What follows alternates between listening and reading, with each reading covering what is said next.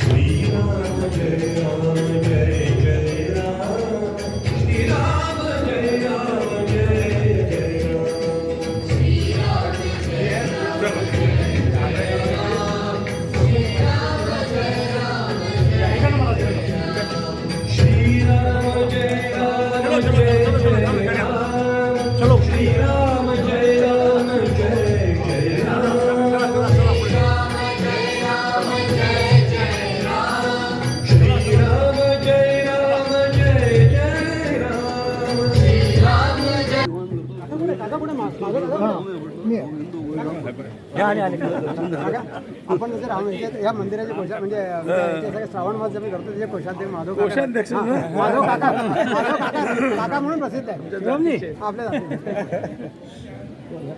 महाराज जी का आगमन हुआ है, बड़े सौभाग्य का अवसर है।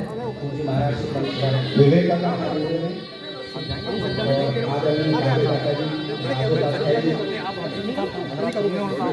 स्वागत करणार आहे का जाऊ का वरती जाऊ का त्यांच्या बरोबर आहे, त्यांच्या बरोबर आले वरती जाऊ का वरती जाऊ का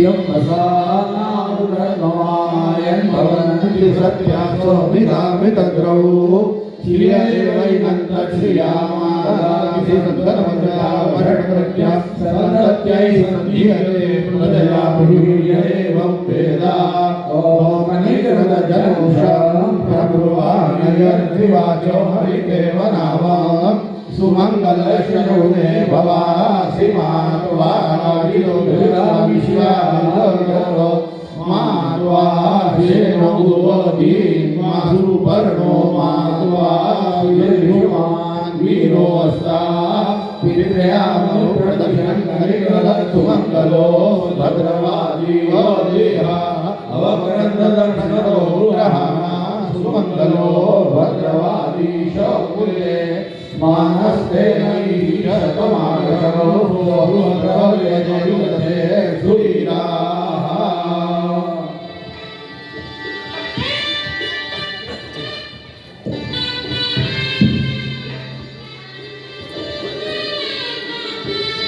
पूज्य महाराज श्री का अभिनंदन करें।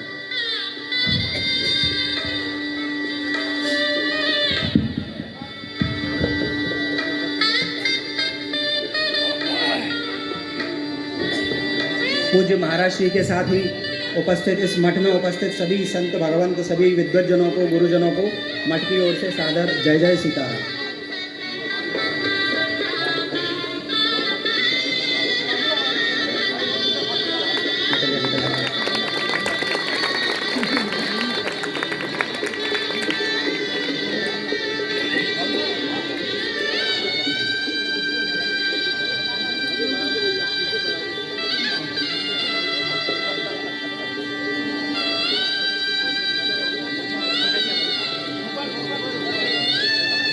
क्या ये थोड़ा सा आगे से करें।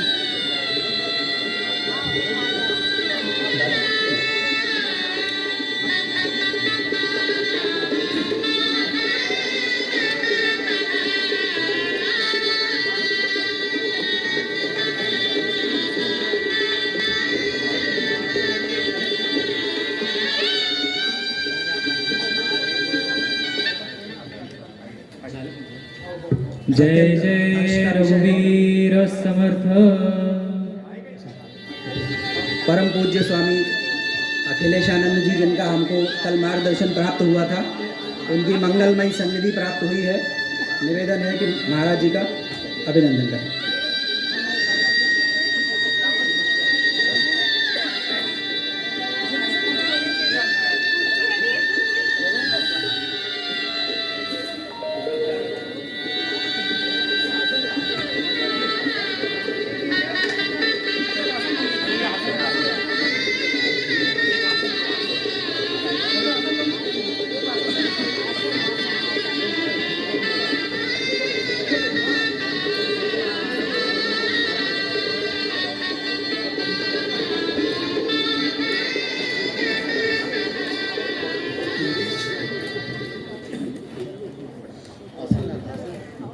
जो आप पूज्य सदगुरुदेव के श्री चरणों में नमस्कार करता हूँ।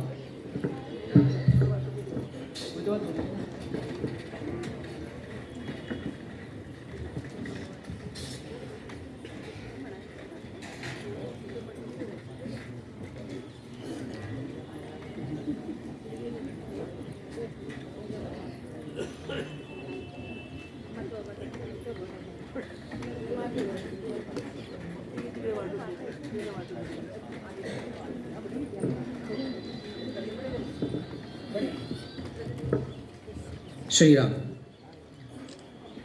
मठ की ओर से सभी को सादर जय श्री राम।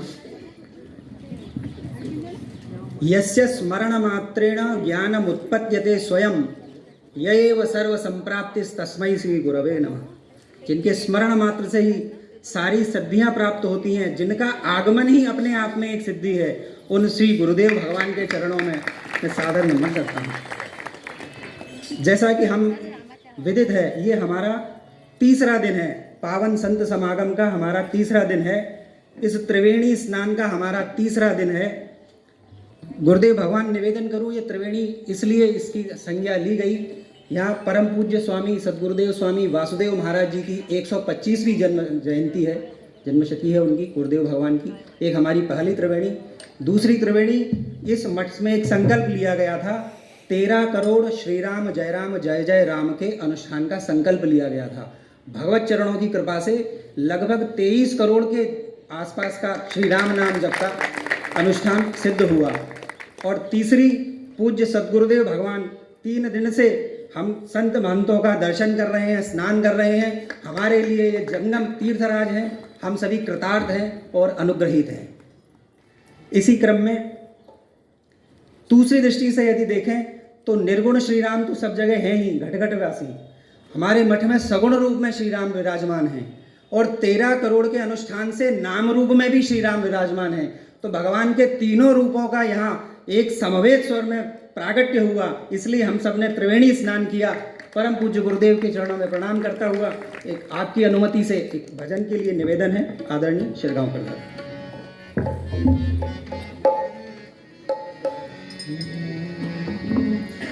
राम राम जय राजा राम, पावन भिक्षा दे दो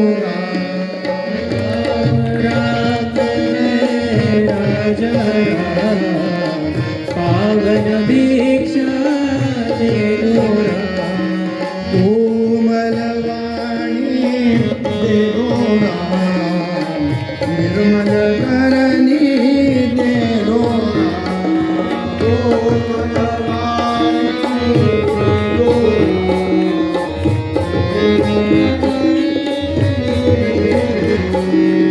प्रासंगिक मति दे दो राम, चतुराई भी दे दो राम,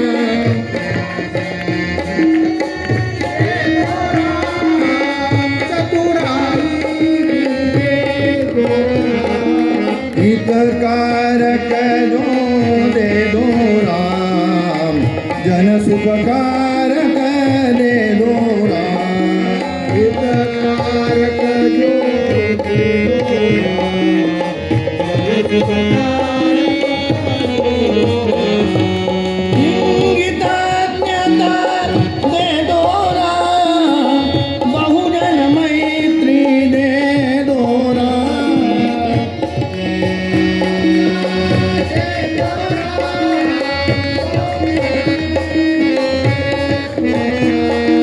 विद्या वैभव दे दो राम, उदासीनता दे दो राम, विद्या वैभव दे दो राम, उदासीनता दे दो राम,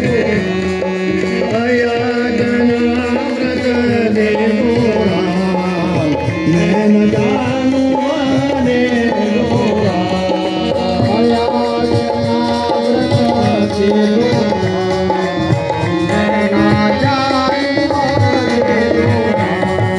प्यार तुम्हारा दे दो राम, दास कहे मुझे दो श्री राम, हमारा दे दो राम, दास कहे मुझे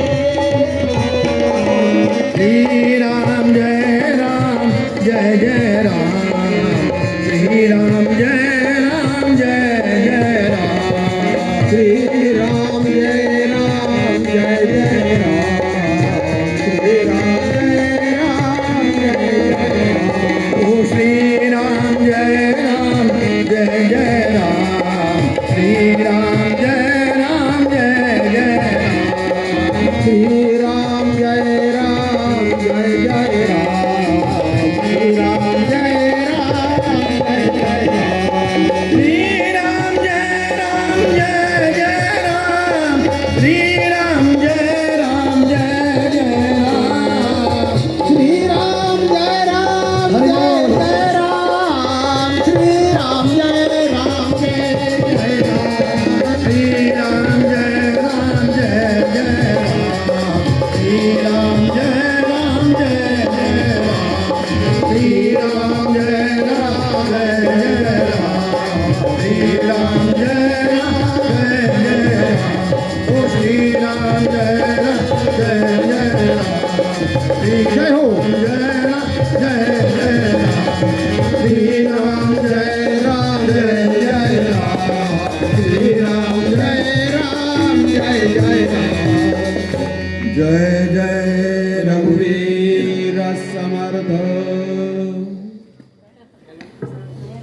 जय श्री राम।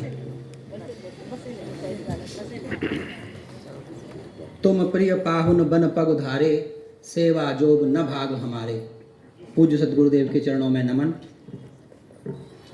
गुरुदेव के लिए कुछ बोलना जिमी पिपीलिका सागर था, जैसे चींटी सोचे कि मैं समुद्र पार कर लूँगा, गुरुदेव का वर्णन मैं नहीं कर सकता। महाराष्ट्र में बेलापुर की धरती को गुरुदेव ने पवित्र किया। 7 वर्ष की आयु से ही गुरुदेव सनातन धर्म के प्रसार प्रचार और उसकी सेवा में लगे हुए हैं। आप गीता परिवार की स्थापना गुरुदेव ने की। श्रीमद् भगवद गीता का प्रचार न केवल भारत अपितु विश्व में गीता के प्रचार प्रसार से ये संस्थान लगा हुआ है। आलंदी में गुरुदेव ने वेद व्यास प्रतिष्ठान की, महर्षि वेद व्यास प्रतिष्ठान की भी स्थापना की है, जो वेद की शिक्षा में पूरे मन तन मन धन से लगा हुआ है। अकेला इतना ही परिचय नहीं है, गुरुदेव की परंपरा इतनी विस्तीर्ण और इतनी विशद है। प्रातस्मरणीय परम पूज्य कांची कामकोटि के शंकराचार्य जी श्री जयेंद्र सरस्वती जी से आपने दीक्षा प्राप्त की। उसी क्रम में परम पूज्य श्री सत्यमित्रानंद गिरी जी महाराज से आपने शिष्यत्व प्राप्त किया। ये 2 विचारधाराएं, 2 मेधाएं, आध्यात्म और सनातन का साक्षात मूर्तिमंत रूप यदि है तो हमारे बीच में विराजमान है। ऐसे गुरुदेव को मैं कोटि कोटि नमन करता हूँ। आप श्री राम जन्मभूमि मंदिर निर्माण से प्रत्यक्षतः जुड़े रहे हैं। श्री राम जन्मभूमि क्षेत्र न्यास के आप कोषाध्यक्ष हैं। एक बहुत छोटी सी एक बात की तरफ आपका भी ध्यान आकृष्ट करना चाहूँगा। जब 500 वर्षों बाद श्री रामलला विराजमान का प्राण प्रतिष्ठा समारोह हुआ, इस देश के हमारे यशस्वी प्रधानमंत्री श्री नरेंद्र मोदी जी ने बड़े नियम से 11 दिन तक उपवास किया। उनके उपवास की पारणा अपने स्वयं कर कमलों से पूज्य गुरुदेव भगवान ने की। मानो एक संकेत है कि जब जब राजसत्ताएं धार्मिक अनुकूल आचरण करती हैं, तब तक सनातनी सन्यासी ही उनको मार्गदर्शन देते हैं। जैसे छत्रपति शिवाजी राजे को पूज्य समर्थ सदगुरुदेव का मार्गदर्शन प्राप्त हुआ, गुरुदेव भगवान सभी का मार्गदर्शन कर रहे हैं। इसी क्रम में बिल्कुल समय न लेते हुए सभी लोग उत्सुक हैं गुरुदेव भगवान को सुनने के लिए। इस मठ के बारे में मैं पूज्य श्री के चरणों में कुछ निवेदन करना चाहता हूँ। समर्थ श्री रामदास के पट्ट शिष्य कल्याण स्वामी जी, जिनका सामर्थ्य इतना था कि उनको प्रति समर्थ की संज्ञा दी जाती थी, उनके छोटे भाई श्री दत्तात्रेय स्वामी जी, जब समर्थ स्वामी जी ने उनको आदेश दिया कि गृहस्थ धर्म अपनाओ और गृहस्थों में श्री राम काम को आप प्रसारित करो, तो उन्होंने निवेदन किया कि प्रभु मैं आपका शिष्य हूँ, लेकिन मेरी पीढ़ियाँ भी, मेरी संततियाँ भी इसी राम काम में प्रवृत्त होंगी, इसकी क्या गारंटी है। उस समय समर्थ सदगुरु रामदास स्वामी जी उठे और उन्होंने दत्तात्रेय स्वामी जी को आशीर्वाद देते हुए कहा, तुम गृहस्थ धर्म अपनाओ, तुम्हारी 8 पीढ़ियों की जिम्मेदारी मैं स्वयं लेता हूँ। परम पूज्य सदगुरु वासुदेव महाराज जी उसी 8वीं पीढ़ी के संत थे और उसी परंपरा में राघवेंद्र शिरगांवकर जी और उपेंद्र शिरगांवकर जी 10वीं पीढ़ी का प्रतिनिधित्व करते हैं। परम पूज्य गुरुदेव यहाँ आबा महाराज के नाम से मनोहर स्वामी जी समर्थ सदगुरु, उन्होंने 200 वर्ष पूर्व यहाँ आए, इस मठ की स्थापना हुई। 200 वर्ष पुराना मठ है। यहाँ पर श्री हनुमान जी महाराज की वरद हस्त मूर्ति जो कि 250 वर्ष पुरानी है और परंपरा प्राप्त है, पूज्य सदगुरुदेव भगवान उन्हीं के समक्ष अपना भजन संकीर्तन करते थे। और इसी क्रम में और एक निवेदन करूं कि श्रीमद् दास बोध की लगभग 340 वर्ष पुरानी प्रमाणित हस्तलिखित प्रति यहाँ विद्यमान है। ऐसा लगता है मानो समर्थ स्वामी वाङ्मय रूप से हम सभी के रूप में यहाँ विद्यमान हैं। अधिक समय न लेता हुआ, चूंकि एक बड़ी तपस्थली रही है, यहाँ नाम जब लगभग 200 वर्ष से चल रहा है। इसी श्रृंखला में जिनको युग के शुकदेव की संज्ञा प्राप्त है, परम पूज्य प्रातस्मरणीय डोंगरे जी महाराज, उनका इस मठ में 2 वर्ष तक निवास हुआ और उन्होंने यहाँ नाम संकीर्तन को आगे बढ़ाया। इस प्रकार और अभी अभी पूज्य श्री के आशीर्वाद से 13 करोड़ का अनुष्ठान का जो जप था वो लगभग 23 करोड़ तक पहुंच के पूर्णाहुति को प्राप्त हुआ। उसी अवसर पर ये संत समागम है। पूज्य सद्गुरुदेव भगवान का उसी अवसर पर हमको लाभ मिला है। श्री चरणों में प्रणाम करता हुआ मैं निवेदन करूंगा, कृपया सभी को प्रतिकृति करें। श्री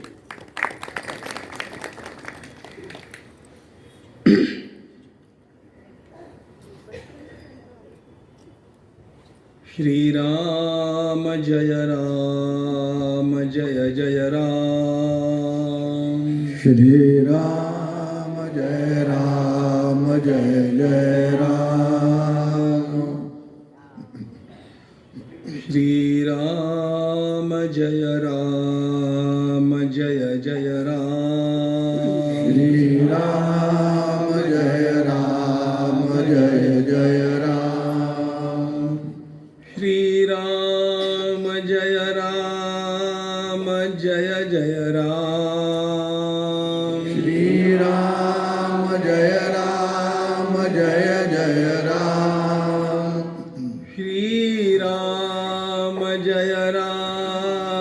जय जय राम।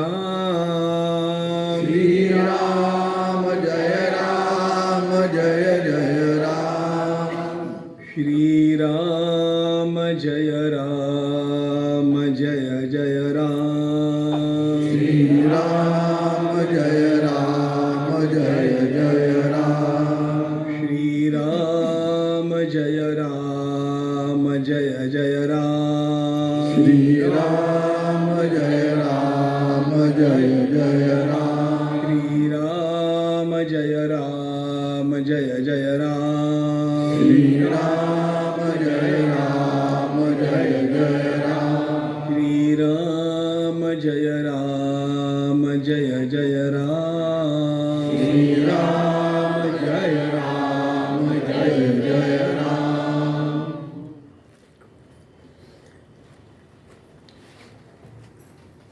वर्णानाम् अर्थसंघानां रसानां छन्दसामपि मंगलानां च कर्तारौ वंदे वाणी विनायकौ। नमामि सद्गुरुं शान्तं सच्चिदानंद विग्रहं पूर्ण ब्रह्म परानंदम ईशमाळंदी वल्लभम। प्रपन्न पारिजाताय तोत्रवेत्रैकपाणये ज्ञानमुद्राय कृष्णाय गीतामृतदुहे नमः। माधुर्यरसकल्लोलां शिवशक्त्यैकरूपिणीम् अमृतानुभवार्थाय वन्दे ज्ञानेशनन्दिनीम्। यस्य वेदमयी वाणी यस्य देवमयी तनुः यस्य ब्रह्ममयी दृष्टिः स गुरुः पातु मां सदा। आपदामपहर्तारं दातारं सर्वसंपदां लोकाभिरामं श्रीरामं भूयो भूयो नमाम्यहम्।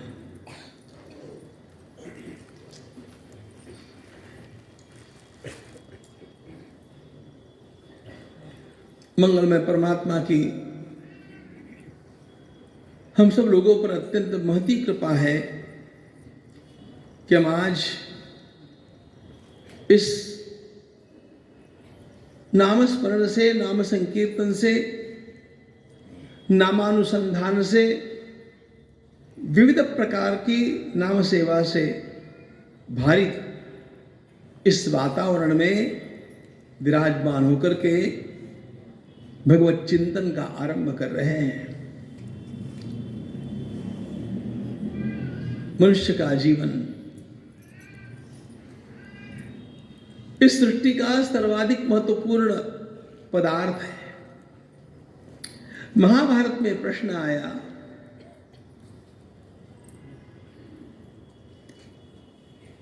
सृष्टि में सर्वोच्च वस्तु कौन सी है? और सरसुजात महाराज उत्तर देते हैं, नमानुषात श्रेष्ठ तरह में किंचित। अनेक पदार्थ बहुमूल्य हो सकते हैं, लेकिन मानव शरीर से अधिक मूल्यवान कोई पदार्थ पूरे संसार में नहीं है। हम लोगों ने यह मानव तनु प्राप्त की, मनुष्य का शरीर पाया, यह मानव जन्म बड़े भाग मानुष तनु पावा, सुर दुर्लभ सब संग्रंथ निगावा। बड़े भाग मानुष तनु पावा, नुदेह माध्यम सुलभम सुदुर्लभम। चाहे मानस है चाहे श्रीमद् भागवत है, इस मानव शरीर को अत्यंत दुर्लभ कहा गया। बार बार यह प्राप्त होने वाला नहीं। इस जन्म की विशेषता क्या है? शारीरिक भोग इस जन्म की विशेषता नहीं है। मानव जीवन की सबसे बड़ी विशेषता, मनुष्य मैं कहां से आया हूं इसका विचार कर सकता है, मैं कौन हूं इसका विचार कर सकता है। एरिस्टोटल ने कहा मैन इज रैशनल एनिमल। बात पूरी सही नहीं है। रीजन तो, बुद्धि तो चिंपैंजी में भी होती है, गोमाता में भी होती है, हाथी में भी होती है। भगवान आदि शंकराचार्य महाराज अपने शारीरिक भाष्य के आरंभ में उपोद्घात में बतलाते हैं कि अरे हाथ में घास लेकर के खड़े हो जाए तो गौ माता दौड़ती आती है, और डंडा लेकर के खड़े हो जाए तो वो भाग जाती है। उसको भी अनुमान करने की क्षमता है। बुद्धि मनुष्य की विशेषता नहीं। हाथी में भी है, चिंपैंजी में भी है, डॉल्फिन में भी है। आपने डॉल्फिन का नृत्य देखा है कि नहीं मुझे पता नहीं, लेकिन मछली को ट्रेन किया जा सकता है नृत्य करने के लिए। बुद्धि है। बुद्धि सब में होने पर भी आत्मबुद्धि केवल मनुष्य में है। मैं कौन हूं इसका विचार केवल मनुष्य कर सकता है। यह विश्व कहां से आया इसका विचार केवल मनुष्य कर सकता है, हाथी नहीं कर सकता। कुतो विसृष्टि इयमा बभूव, वेद कहते हैं। ये सब कहां से आ गया? The starry heaven above and the moral law within. ये बातें मनुष्य के लिए ही संभव है, और इसलिए यह मनुष्य का जन्म सर्वाधिक महत्वपूर्ण माना गया।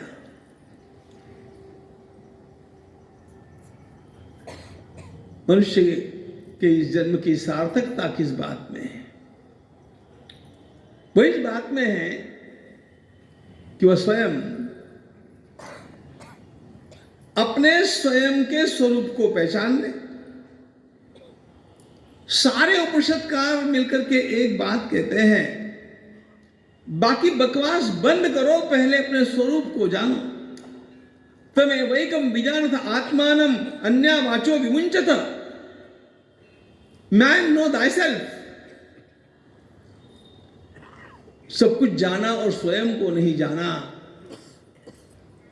इस प्रकार के अंध व्यवहार से मनुष्य का संपूर्ण जीवन निकल जाए तो उसने मानव शरीर का यथावत उपयोग नहीं किया।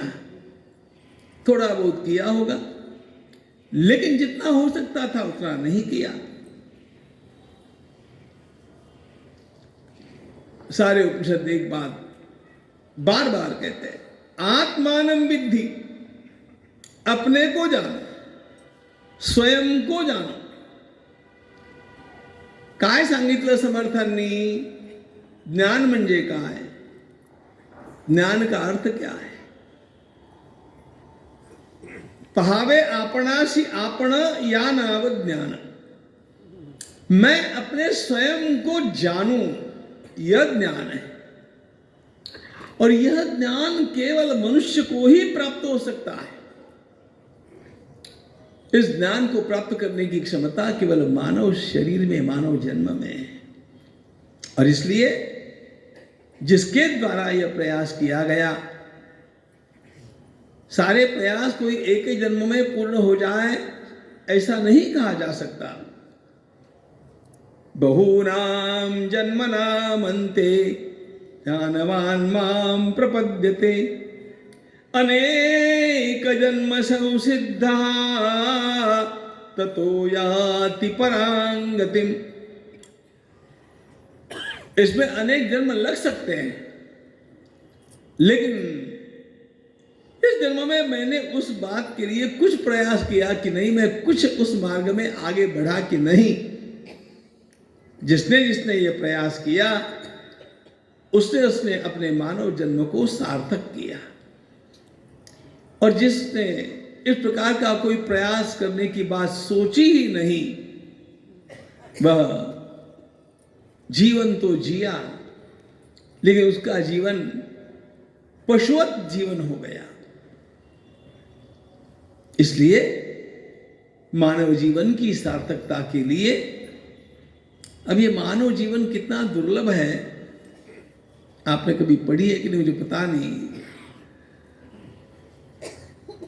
एलेक्सिस कैरल की मैन द अननोन, इस पुस्तक को थोड़ा सा देखेंगे तो ध्यान में आता है कि हमारे भीतर कितना कितना भरा हुआ है, हमारे भीतर क्या क्या भरा हुआ है, कितने रहस्य भरे हुए हैं। हेवन लाइट विद इन अस, सारा परमात्मा तत्व हमारे भीतर है। देहो देवालय प्रोक्तः आत्मा तु परमेश्वरः त्यजेद ज्ञान निर्माल्यं सोहम भावेन पूजये। देहो देवालय प्रोक्तः, my body is mobile temple. यह चलता फिरता मंदिर है जिसके भीतर वह आत्मदेव विराजमान है, और उसको प्राप्त करने के लिए ही सारे के सारे शास्त्र हैं, चाहे वेद है, उपनिषद है, दर्शन शास्त्र है, पुराण है, जो कुछ भी है। भगवद गीता का सर्वोच्च भाष्य ज्ञानेश्वरी है। जिसने पढ़ी होगी वो धन्य है, जिसने नहीं पढ़ी होगी उनको पढ़ लेनी चाहिए। ऐसा कोई भाष्य नहीं, गीता जैसा ग्रंथ नहीं, और ज्ञानेश्वरी जैसा भाष्य नहीं। भगवान ज्ञानेश्वर महाराज एक ही बात कहते हैं, अरे सारे वाङ्मय का मंथन कर लिया तो प्राप्त क्या होता है? आत्मा जेणे हस्तगत रत्न होय। आत्मा जेणे हस्तगत रत्न होय। सारे ग्रंथों को पढ़ डालिए, प्राप्त क्या होगा? प्राप्त क्या होना चाहिए? आत्मा नाम का रत्न प्राप्त होना चाहिए। जिसको यह प्राप्त हो गया ना, उसका जीवन आनंदमय बन जाता है अपने आप। ते तो प्रियाची परिसीमा। एक प्रश्न पूछूं क्या? अपने मन से पूछिए, आप सबसे अधिक प्रेम किससे करते हैं? सबसे अधिक प्रेम किससे करते हैं? माझं तुझ्यावर प्राणापेक्षा जास्त प्रेम आहे, फक्त खोटं बोलण्याकरता असतं।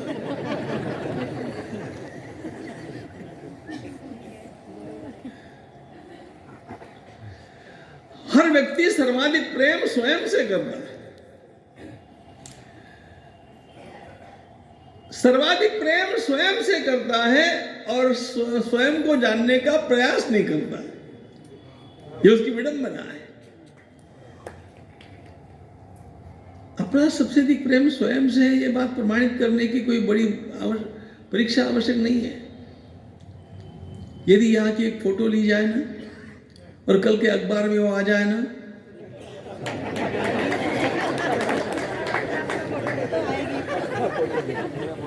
महाराज कहाँ बैठे आप नहीं देखेंगे, मी कुठे है।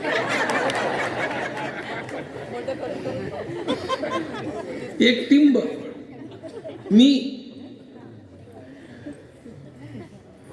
हर व्यक्ति को यह मैं सबसे अधिक प्रिय है, इसलिए ज्ञानेश्वर महाराज ने कहा प्रियाची परिसीमा। तेत प्रियाची परिसीमा तो भेटे माऊली आत्मा।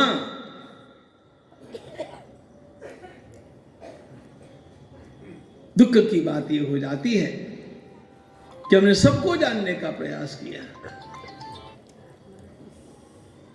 कितनी फ्रेंडशिप अपनी, जिनको देखा नहीं, कुछ भी नहीं, वो फेसबुक पे वो फ्रेंड्स, कितने फ्रेंड्स पता नहीं, कितने फॉलोअर्स पता नहीं, और मैं किसका किसका फॉलोअर हुई मुझे पता नहीं। चल रहा है, यही माया है। सबको जानने का प्रयास किया, स्वयं को जानने का प्रयास नहीं किया। उसके लिए क्या करना चाहिए? जब तक मैं स्वयं को नहीं जानता हूं तब तक मेरा परम कल्याण किसी भी प्रकार से संभव नहीं है, किसी भी प्रकार से संभव नहीं है। ये सारे शास्त्रों का निचोड़ है। अब उसको जानना हो तो क्या करना चाहिए? उसके लिए अनेक प्रकार की बातें हमारे शास्त्रों में मिलती हैं। समस्त शास्त्रों का सार भगवत गीता में है,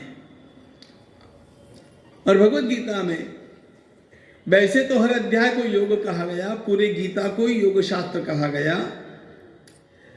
लेकिन 4 प्रमुख योगों का वर्णन भगवत गीता में आता है।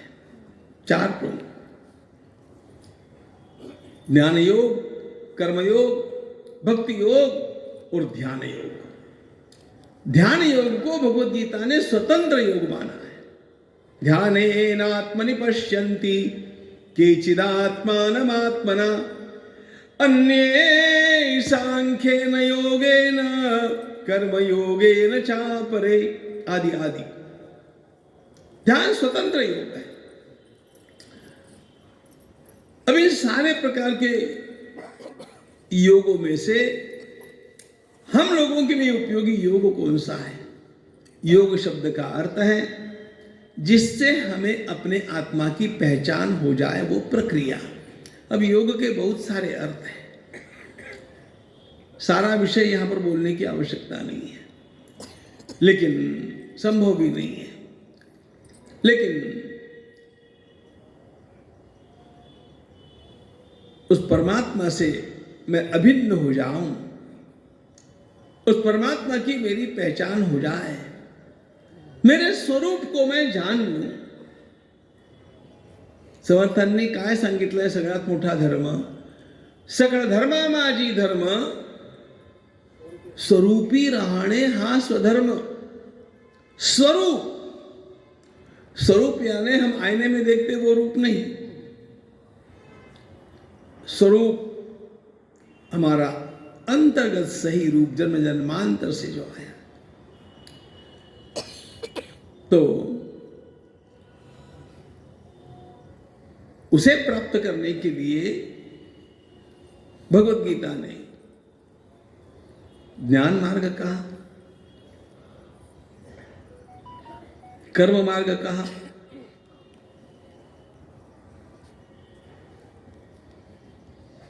भक्ति मार्ग कहा, योग मार्ग कहा।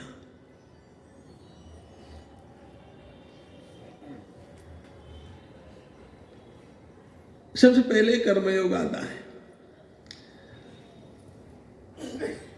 अहरह संध्या उपासित, रोज संध्या वंदन करो, यहां से कर्म का आरंभ होता है। समर्थ रामदास स्वामी के समय से उन्होंने कह करके रखा है, होता नहीं है ना। यथा सांगते कर्म काही घडे ना, घडे कर्म ते पुण्य गाठी पडे ना। यथा सांगते कर्म काही घडे। कर्म के नियम बड़े कठिन हैं। चित्त शुद्धि के लिए पहले कर्म की आवश्यकता है। संध्या वंदन कब करना चाहिए, संध्या वंदन के लिए जल कौन सा होना चाहिए। अरे पूजा करने के लिए बैठते हैं तो उस घी को देख करके मन में संशय होता है कि ये घी है कि इसमें चर्बी है। सब मिलावट का जमाना आ गया। कर्म में वस्तु शुद्धि की, द्रव्य शुद्धि की आवश्यकता होती है, काल शुद्धि की आवश्यकता। संध्या वंदन कोई 10 बजे नहीं होता है, पूजा कोई 11 बजे नहीं होती है। जो करना है उसका काल कौन सा है, उसका द्रव्य कौन सा है, उसके मंत्र कौन से हैं, उसका क्रम कौन सा है, ये सब जब हम ठीक से पालन करेंगे तब कर्म हमें फल देता है। इसलिए समर्थ आनंद स्वामी ने कहा, यथा सांगते कर्म काही घडे ना, होतच नाही, लवकर जाग येतच नाही। अगदी पहाटे उठलो तरी 8:30 वाजता उठलो। आजकालच्या पोरांची गती सांगतो, ये स्थिति है। इसीलिए गोस्वामी जी महाराज ने भी कहा, नहीं कली धर्म, धर्म यानी कर्म पालन नहीं होता है।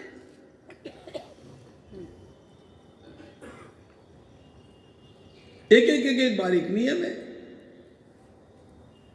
अच्छा, तो फिर ज्ञान मार्ग, ये ज्ञान मार्ग तो और भी कठिन है। कहत कठिन समुझत कठिन, साधन कठिन विवेक, होई गुणाक्षर न्याय जो पुनि प्रत्यूह अनेक। बोलने वाला भी समझता नहीं है कि मैं क्या बोल रहा हूं।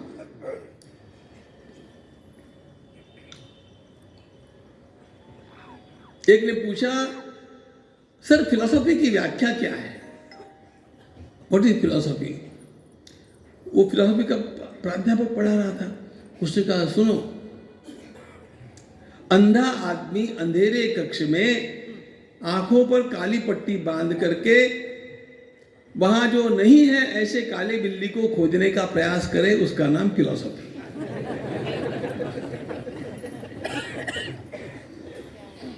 कहत कठिन समुझत कठिन।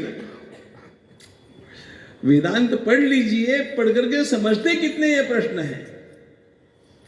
क्योंकि वेदांत का आरंभ करते समय ही हमारे भगवान आदि शंकराचार्य महाराज ने जो अधिकारी का वर्णन किया है। कौन है वेदांत पढ़ने का अधिकारी?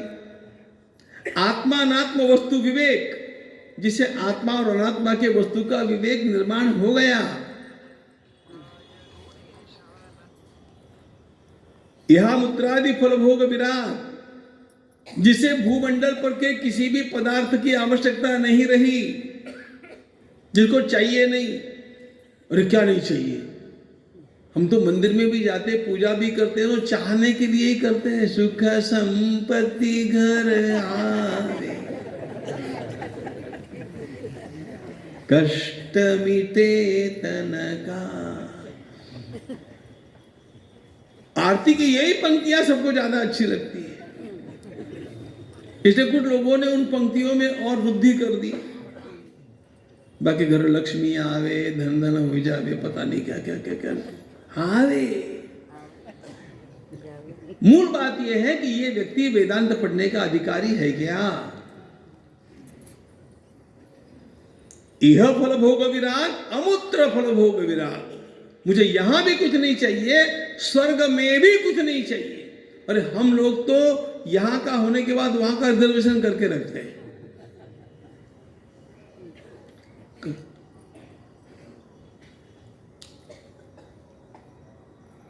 वैराग्य के अभाव में ज्ञान की योग्यता ही प्राप्त नहीं।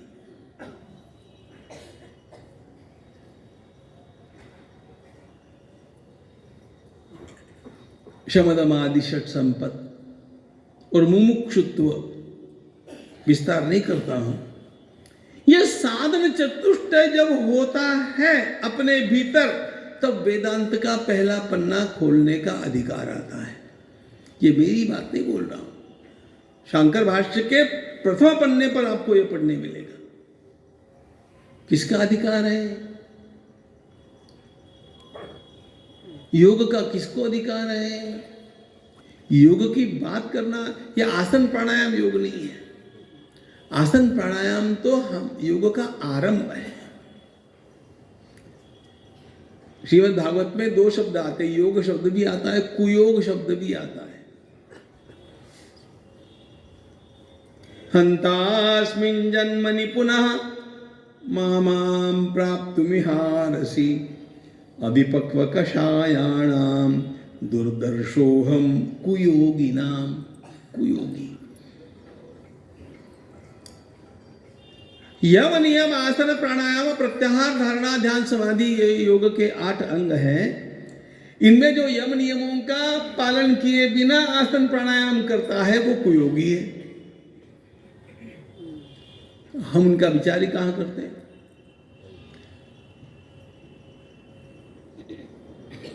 चाय नहीं लिए तो सिर दुखता है, अब ये कैसे योगाभ्यास करेगा? ये कलयुग की बात है। अच्छा, भक्ति भी सरल है क्या? गोस्वामी जी के शब्द सुनिए, नहीं करी धर्म न भगति। भक्ति भी सरल नहीं है। भक्ति किसे कहते हैं? सा परामृति ईश्वरे, ईश्वर में परम प्रेम का नाम भक्ति है। जिसको देखा नहीं, जिसके साथ पहचान हुई नहीं, उसके साथ परम प्रेम कैसे किया जा सकता है? सात तस्मिन् परम प्रेम रूपा अमृत स्वरूपा चाहिए, भक्ति की व्याख्याएं हैं।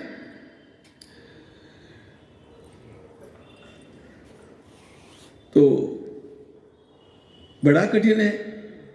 अच्छा, केवल प्रेम नहीं कहा, परम प्रेम कहा।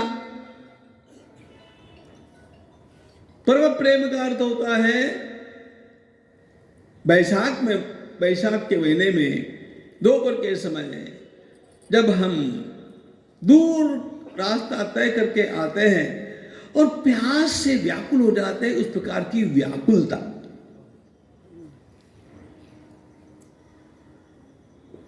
कोणकड़े सात तस्मिन् परम प्रेम रूपा अमृत स्वरूपा च। इसलिए हम भक्ति के लिए भी फिट नहीं हैं, इसको समझ लीजिए। भक्ति मार्ग बड़ा सरल है, भक्ति मार्ग बड़ा सरल है, ऐसा कहने वालों को एकनाथी भागवत पढ़नी चाहिए। संत एकनाथ महाराज सीधे सीधे कहते हैं कि योग सरल है, भक्ति कठिन है। क्योंकि योग में और कर्म मार्ग में बहुत दूर तक अहम को बचाए रखना संभव होता है। भक्ति में तो पहले अहम का बलिदान करना पड़ता है, तब जाकर के भक्ति होती है। फिर उपाय क्या है? ज्ञान की पुस्तकें पढ़ते रहो, ज्ञान का श्रवण करते रहो, करना चाहिए। यथासंभव जितना कर्म हो सकता है करना चाहिए।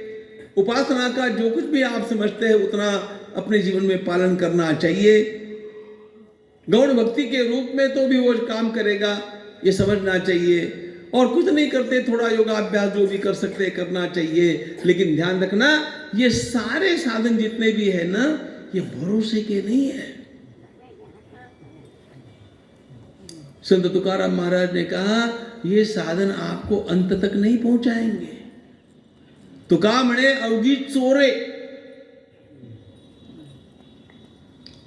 पुराने जमाने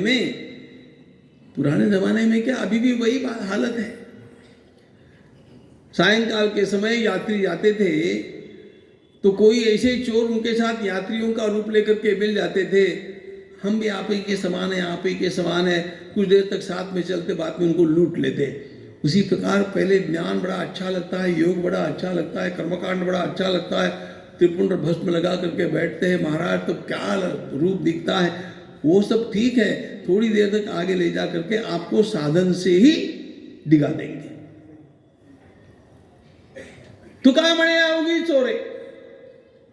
तो फिर उपाय क्या है?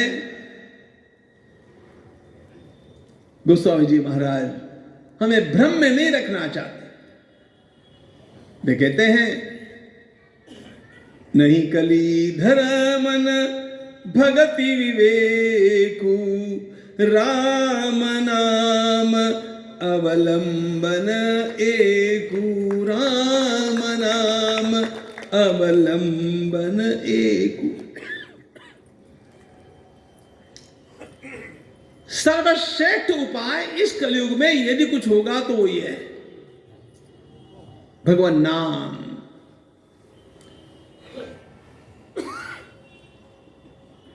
गीता में भगवान ने यज्ञ के बारे में बहुत कहा।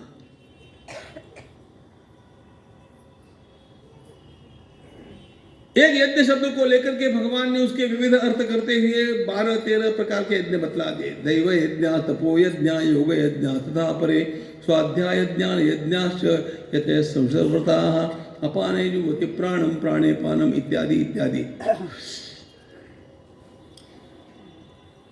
लेकिन सारे यज्ञों में सर्वश्रेष्ठ यज्ञ कौन सा?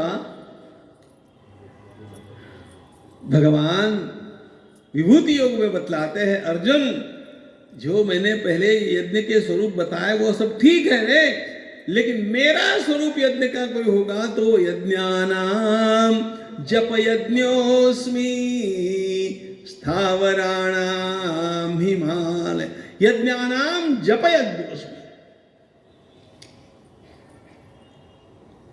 प्रभु अपना स्वरूप बतलाते हैं जप यज्ञ।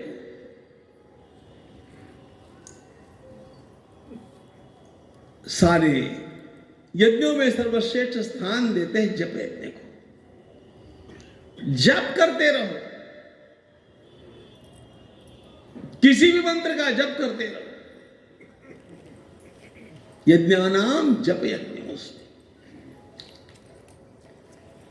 हमारे सारे ग्रंथों में एक बात बार बार कही गई, जपात सिद्धिर, जपात सिद्धिर, जपात सिद्धिर न संशया। जप छोड़ना नहीं। जिनको मैं सारे संसार के इतिहास का सर्वश्रेष्ठ संत मानता हूं, संत गुलाबराव महाराज, आपने यदि उनका नाम सुना है तो ठीक है, भाग्यवान है, नहीं सुना है तो कभी समय निकाल करके खोजना। पूरे विश्व के इतिहास में ऐसा संत कोई हुआ नहीं। ये मेरा मत नहीं है। हमने महाराज की शताब्दी का उत्सव मनाया वृंदावन में। उसके पहले मैंने वृंदावन के सारे संतों को महाराज का हिंदी संस्कृत साहित्य पढ़ने के लिए 1 महीने पहले दे दिया। जो मैं बोल रहा हूं सारे संतों ने वही बोला। संत गुलाबराव महाराज से एक ने पूछा, महाराज रोज नहीं छोड़नी चाहिए ऐसी कौन सी बात है? महाराज ने कहा 3 बातें जीवन में कभी मत छोड़ना, बाकी जो कर सकते हैं करना, नहीं तो नहीं करना। 3 बातें कभी मत छोड़ना। पहली बात, रोज व्यायाम करना। He was very practical। एक प्रज्ञा चक्षु बालांद संत 134 ग्रंथ कहता है, और जिन ग्रंथों में ऋग्वेद से लेकर के आधुनिकतम विज्ञान तक की समीक्षा मिलती है, ऐसा कोई हुआ ही नहीं। जीवंत चमत्कार के रूप में हमने उनका दर्शन किया। मूल बात महाराज कहते हैं 3 बातें नहीं छोड़ना, व्यायाम छोड़ना नहीं, दूसरी बात वाचन छोड़ना नहीं, कुछ न कुछ नया पढ़ना रोज, और तीसरी बात जप नहीं छोड़ना। लंबी चौड़ी पूजा करते हैं कि नहीं करते हैं, या आप अपना जितना कर सकते हैं देखो, लेकिन जप कभी भी नहीं छोड़ना। जो अपने जीवन में इन 3 बातों का त्याग नहीं करेगा, उसका परम कल्याण स्वाभाविक रूप से उसके पास आकर के खड़ा हो जाएगा।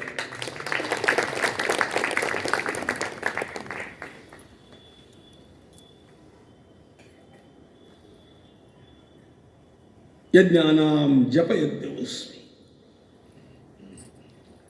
और महाराज ने तो देखो, महाराज योग निष्णात, सभी शास्त्रों में निष्णात, उनके जैसा कोई हुआ नहीं। इसे वाक्य से आपको जो समझना है समझ जाइए। हमारे षट दर्शनों में नई मौलिक बात पूरे इतिहास में किसी ने नहीं बतलाई, इवन इंक्लूडिंग शंकराचार्य। लेकिन हर षट शास्त्रों के हर शास्त्र में नई बात, मौलिक बात बतलाने वाले संत गुलाबराव महाराज, ऐसा है। एनीवे, मूल बात, महाराज ने अपने वांग्मय में इस बात को प्रमाणित किया कि योग से प्राप्त होने वाली सारी की सारी सिद्धियां, मैं क्या बोल रहा हूं सुनो, योग से प्राप्त होने वाली और अन्य कर्मकांड से प्राप्त होने वाली सारी की सारी सिद्धियां एक नाम के बल पर प्राप्त की जा सकती है। इतना नाम का जप का बल है।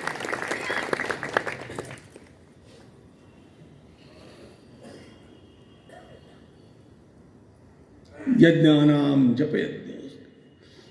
अनेक बार लोगों में भ्रम होता है, लोग बहकाए जाते हैं।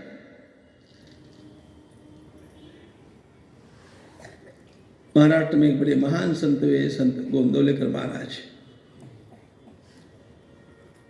सिद्धि संपन्न महात्मा थे, बहुत श्रेष्ठ थे।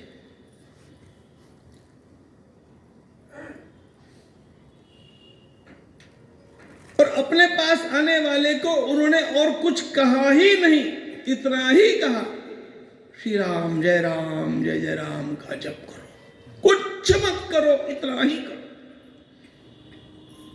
आपके सारे प्रश्नों के उत्तर इसमें प्राप्त होंगे, आपकी सारी समस्याओं का समाधान इसमें होगा, आपको जो चाहिए वो आपके सामने आकर खड़ा होगा। ऐसा महाराज कहते थे। फिर भी क्या है, आम आदमी होता है। लोगों को लगता था महाराज अपने को तो राम जब बोलते हैं, स्वयं कुछ और कुछ करते हैं। आजकल तंत्र मंत्र करने वाले भी अनेक लोग हैं। फिर कोई कहता है शिव जी बड़े हैं, तो कोई कहता है शिव। हमने ऋषिकेश में इस समय एक मंत्र सुना, बाबा बाबा सब कहे, माई कहे न कोई, बाबा के दरबार में माई कहे सो होए।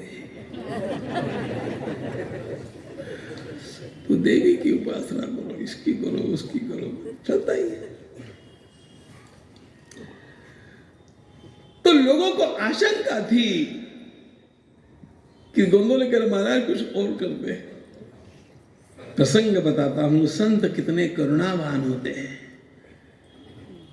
काशी के पंचगंगा घाट की बात है। लोगों को साथ लेकर के महाराज यात्रा में गए थे। पंचगंगा घाट पर स्नान करने के लिए उतरे और गंगा जी में खड़े होकर के महाराज ने अपने हाथ में जल लिया और सबके सामने कहा, हाथ में गंगा जल लेकर के काशी में पंचगंगा घाट पर गंगा जी में खड़े होकर महाराज ने कहा, आप में से लोगों को, कुछ लोगों को ऐसी आशंका होती है कि मैं राम नाम छोड़ करके और कोई अन्य साधन करता हूं। मैं गंगा जी की शपथ गंगा जी में खड़े होकर के ले रहा हूं कि मैंने अपने कल्याण के लिए राम नाम को छोड़ करके और कोई साधन नहीं किया। जो कुछ मुझे प्राप्त हुआ राम के नाम से प्राप्त हुआ। कोई भी संत महात्मा इससे अधिक क्या करेगा बोलो। पंचगंगा घाट पर गंगा जी में खड़े होकर के गंगा जल हाथ में लेकर के वो संत बोलता है। ये कितनी गंभीर बात है। गंगा जी का स्मरण करके भी झूठ बोलने वाले को भयंकर पाप लगता है। तो गंगा जी में खड़े होकर के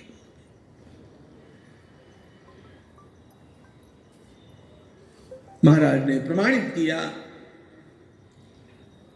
केवल नाम स्मरण से ही सारी की सारी सिद्धियां प्राप्त हो जाती। योग की सारी सिद्धियां, धारणा ध्यान समाधि तक सब कुछ एक नाम से प्राप्त हो जाता है। ये गुलाबराव महाराज ने उनके वांग्मय में अभंगों को लिख करके प्रमाणित किया।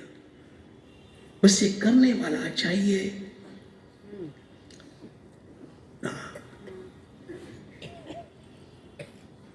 यज्ञानां जपयज्ञोऽस्मि,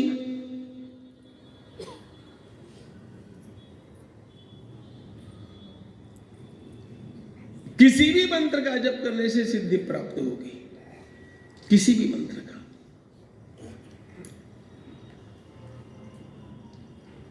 कभी कभी ब्राह्मण लोग भी संध्या वंदन नहीं कर पाते हैं, वैसे ग्वालियर में तो सब ब्राह्मण लोग करते हैं, लेकिन जब नहीं कर पाते हैं तो भगवान मनु ने एक बात कही, कुर्यादन्न नवा कुर्यात्, कुर्यादन्न नवा कुर्यात्, मैत्रो ब्राह्मण उच्यते, जप्येनेव तु संसिध्येत् ब्राह्मणो नात्र संशयः। और कुछ ना कर पावे तो केवल गायत्री का जप ही कर ले।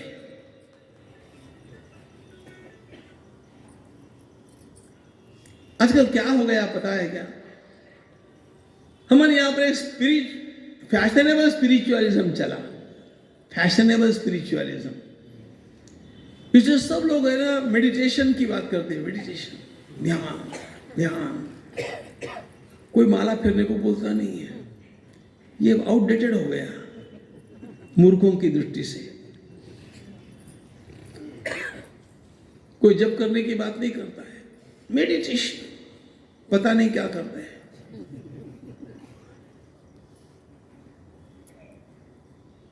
कोई कहता है नाक की ओर देखो, कोई कहता है ज्योति की ओर देखो, कोई कहता है इधर देखो, काय को देखो, भगवान की ओर देखो यार।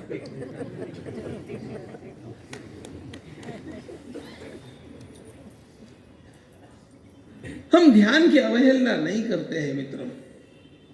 ध्यान तो बड़ा प्रबल सबल साधन है। गायत्री मंत्र में धीमहि पद आता है। भगवान गीता में ध्यान का कितना सुंदर वर्णन करते हैं। हम ध्यान की आलोचना नहीं करते, कर सकते ही नहीं। लेकिन एक बात ध्यान रखना, जिसने पर्याप्त मात्रा में जप नहीं किया वो ध्यान में प्रवेश नहीं कर सकता है।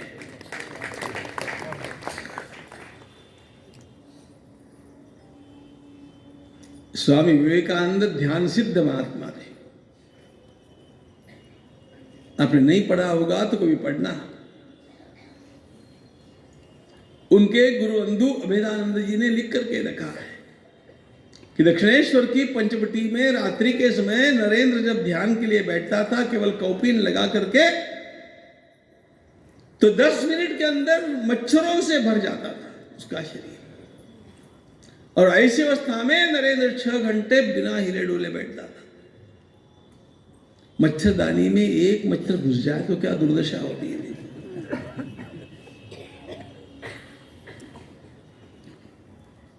इतने बड़े ध्यान सिद्ध महात्मा स्वामी विवेकानंद रोज माला लेकर के जप करते थे। पहले मैं आपको ये बात इसलिए बतलाता हूं कि आधुनिक लोग बिगड़ेल ऐसे बहुत सारे हैं जो न स्वयं करेंगे न औरों को करने देंगे। न खाऊंगा न खाने दूंगा, ये और संदर्भ में अच्छा है, लेकिन न जब करूंगा न करने वाले को करने दूंगा, ये तो अच्छा नहीं है ना।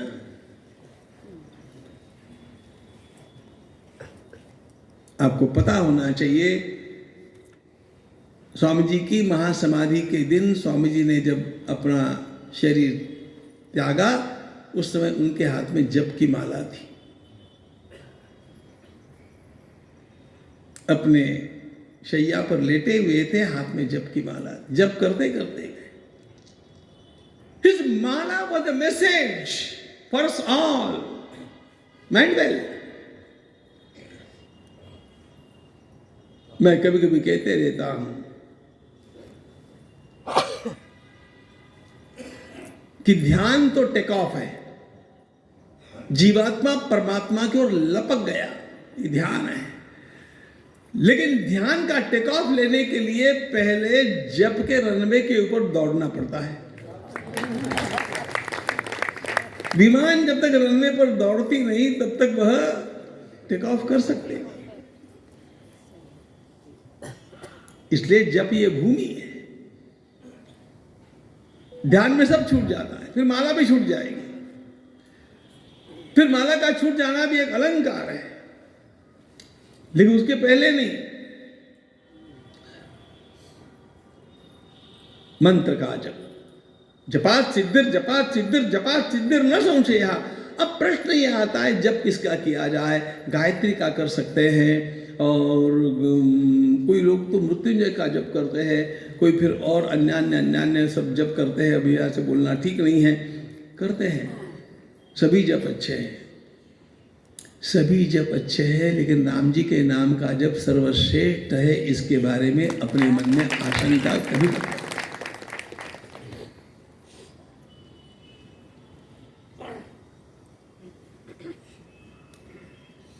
सभी मंत्रों के पीछे कोई न कोई नियम लगे हैं।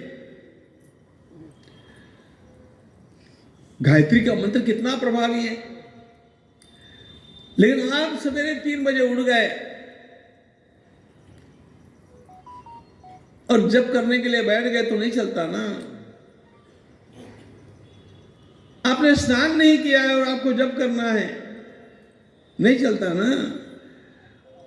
वो मंत्र जब किसको करना चाहिए, कब करना चाहिए, कहां करना चाहिए, कैसे, अच्छा उसमें अशुद्ध हो गया, नहीं चलता। भगवान नाम एक ऐसा है जिसमें शुद्ध अशुद्ध का कोई विचार नहीं है।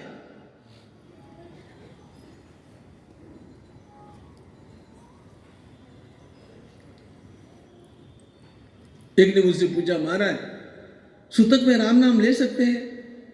मैंने कहा भैया कंधे पर ढोते समय किसका नाम लेते हैं?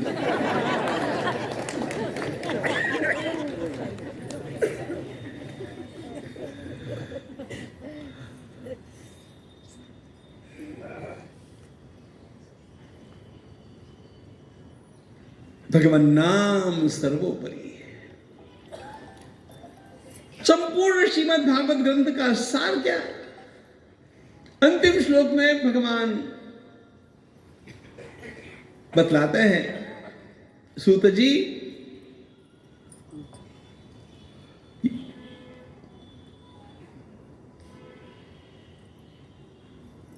नाम संकीर्तनयस्य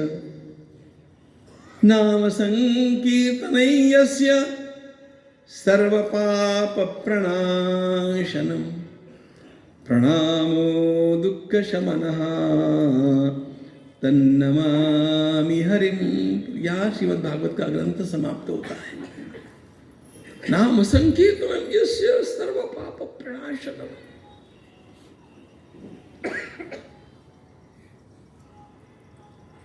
देखो जीवात्मा दुखी होता है,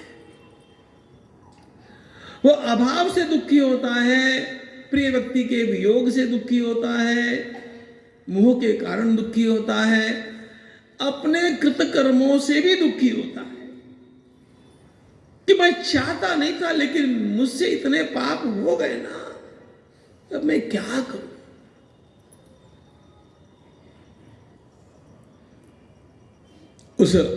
उसका मन आत्मग्लानि से भर जाता है।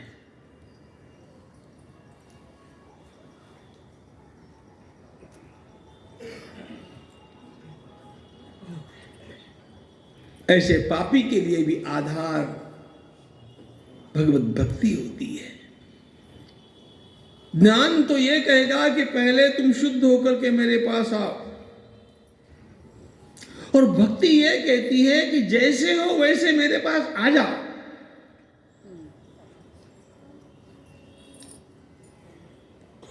ज्ञान पिताजी जैसा है, भक्ति मां जैसी है।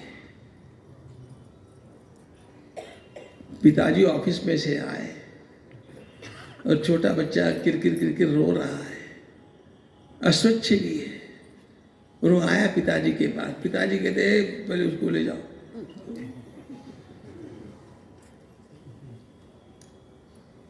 रोते हुए बच्चे को शायद वो लेना नहीं चाहते, मलिन है, उसको साफ नहीं, तुम साफ करना नहीं आता है, माँ ये नहीं देखती है कि बच्चा रो रहा है, कि वो मलिन है। माँ उसको जैसा है वैसा लेती है, उसको स्वच्छ करती है।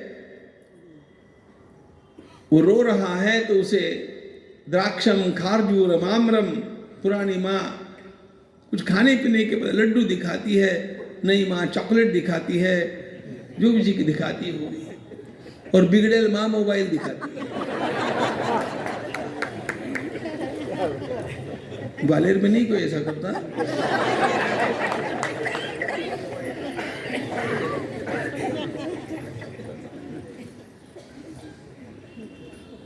वो कुछ ना कुछ उपाय करके उसका रोना बंद कर देती है। वो हंसने लग जाता है, खेलने लग जाता है। फिर पिताजी कहते हैं, अच्छा आता निकल बघा। जब रो रहा था तो ये ले नहीं रहा था, जब अस्वच्छ था तब ले नहीं रहा था। मां बालक को स्वच्छ करती है, उसका रोना धोना बंद करती है और पिताजी के हाथ में सौंपती है। उसी प्रकार भक्ति माता जीव को स्वच्छ करती है, उसका रोना धोना बंद करती है और ज्ञान रूप पिताजी के हाथ में सौंपती है।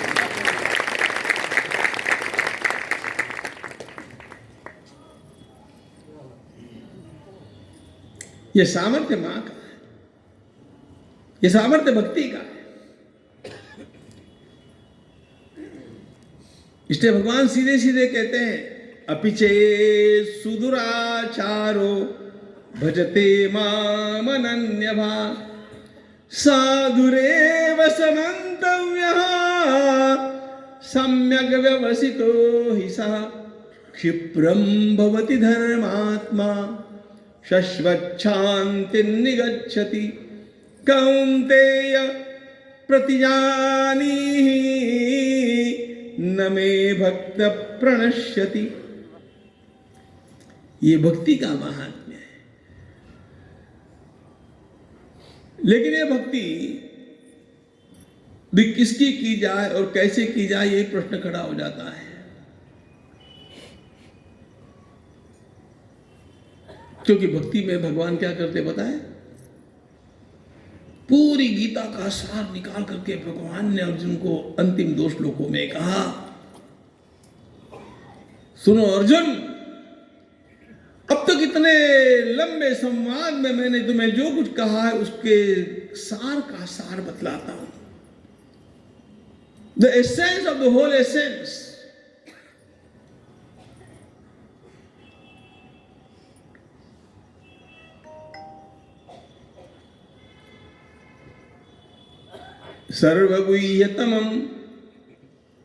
सर्वगुह्यतमं भूयः शृणु मे परमं वचः इष्टोऽसि मे दृढमिति ततो वक्ष्यामि ते हितम्। I love you lot, तुमसे बहुत प्रेम करता हूं, इसलिए सुनो, सारे गुह्यों का गुह्य रहस्यों का रहस्य बतलाता हूं। और उसमें भगवान ने बतलाया क्या पता है, मन्मना भव मद्भक्तो, तुम मन मुझे दे दो।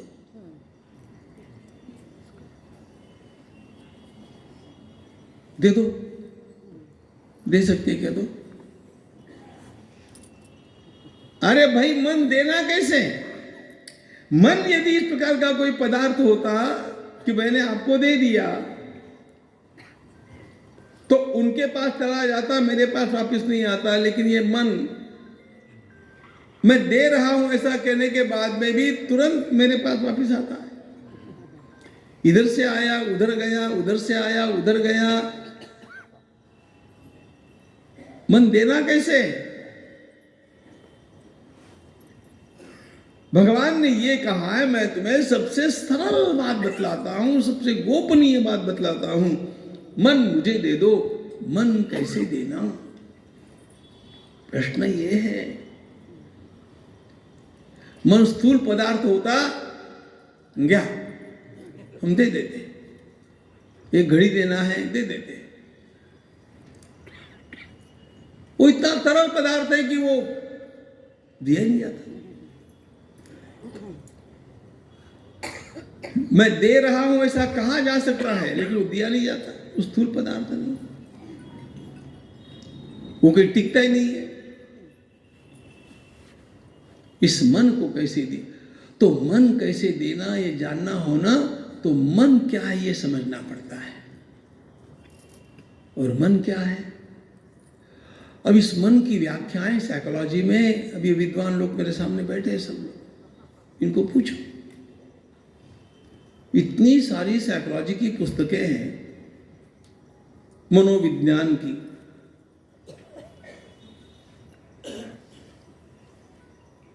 पढ़ते पढ़ते एक छात्रा बेचारी और लड़की झल्ला गई। प्राध्यापक बोल रहे थे व्हाट इज माइंड, इसने ये व्याख्या कही है, उसने वो व्याख्या कही है, उसने वो व्याख्या कही है, उसने वो क्या 10 व्याख्या है, what is mind, what is mind. उसने खड़ी होकर के पूछा कि sir after all what is mind. Sir ने कहा नेवर माइंड। मुझे पता नहीं चला तो मैं तुम्हें क्या होता, ये माइंड ऐसा है। और ये ऐसा माइंड देना है भगवान को, कैसे देंगे बोलो? देने का कोई तरीका होना चाहिए ना, बड़ा कठिन। अच्छा, ये मन की विशेषता ऐसी है, मेरे मन में विचार आया और मेरे मन से विचार गया। ये जो हमारी भाषा है ना, ये भाषा भी हम लोगों को भ्रमित करती है, कंफ्यूज करती है। तो मैं ऐसा लगता है कि मन नाम की कोई थैली है, उस थैली में विचार आता है और उससे विचार बाहर जाता है। इसके कारण बहुत गड़बड़ी होती है। एक बार क्या हुआ,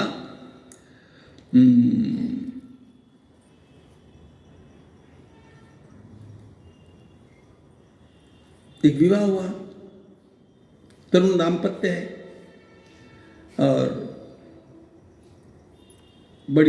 पति बड़ा ऑफिसर है बैंक में, पत्नी भी पढ़ी लिखी तो है, बाकी और कुछ है कि नहीं पता नहीं, पढ़ी लिखी तो है।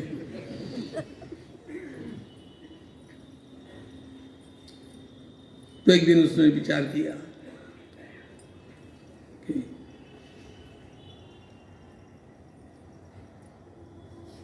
आज आपको जो प्रिय सब्जी है ना वो बनाएंगे और मैं खुद बनाऊंगी।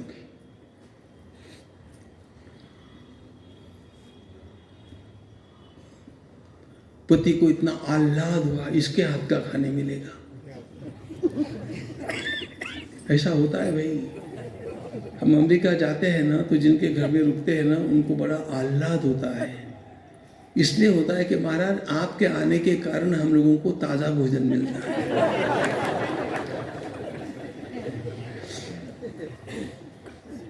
नहीं तो फ्रीज में से निकाल कर गर्म किया हुआ, फ्रीज में से, फ्रीजर में से, उनके डीप फ्रीजर भी होते हैं, पता नहीं कब की दाल बनी है।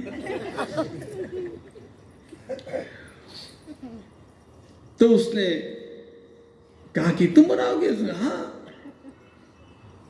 आपको जो सब्जी अच्छी लगती है वो भेजो। अब पति को गोभी अच्छी लगती थी। हाँ, उसने आते निकलते निकलते कहा जरा भाव टाव करके खरीदना, नाहीतर तुम्हाला एवढं तो कळत नाही। अब ये बीमारी पहले भी थी, लेकिन विश्व चषक आने के बाद तो और ज्यादा, विश्व कप, वर्ल्ड कप। हे भगवान। तो उसने कह दिया, पति गए, उसने बढ़िया वो भाजी वाले से कहा, सब्जी वाले से, तुम 2 पैसे ज्यादा लो, अच्छी से अच्छी दो। उसने 2 के 4 पैसे ज्यादा लिए, अच्छी तो दी होगी।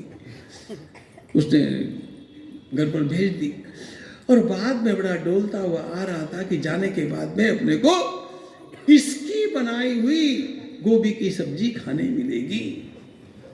अब ये जाकर के पहुंचा,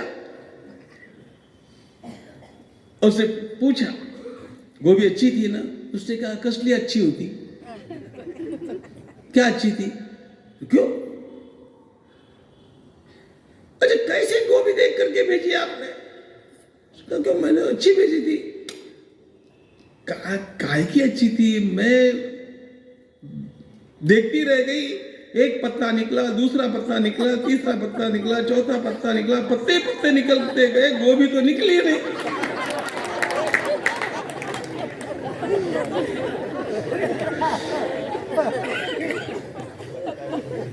उसका पियर ग्वालियर में था।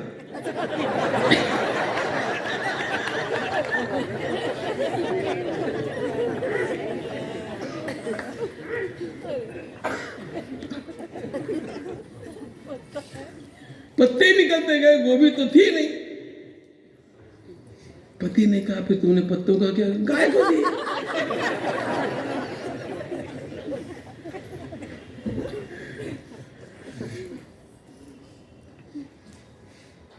अब इसकी कुछ बोलने की हिम्मत तो हुई नहीं। बाद में क्या हुआ होगा मुझे पता नहीं। जिस प्रकार उसका एक भ्रम था कि पत्ते निकालने के बाद में गोभी नाम का कुछ तो भी मिलेगा, वो गलत था। उन पत्तों को ही गोभी कहते हैं, ये उनको पता नहीं था। उसी प्रकार हम लोगों का भ्रम होता है कि विचारों को लाने वाला, ले जाने वाला जिसमें रखे हैं, बाहर निकलते हैं, ऐसी कोई थैली होगी। ऐसी कोई थैली होती नहीं, विचारों के प्रवाह का नाम ही मन होता है।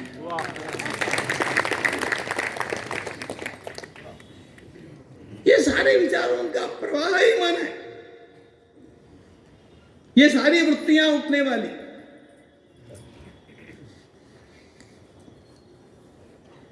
ये चित्त की वृत्तियां,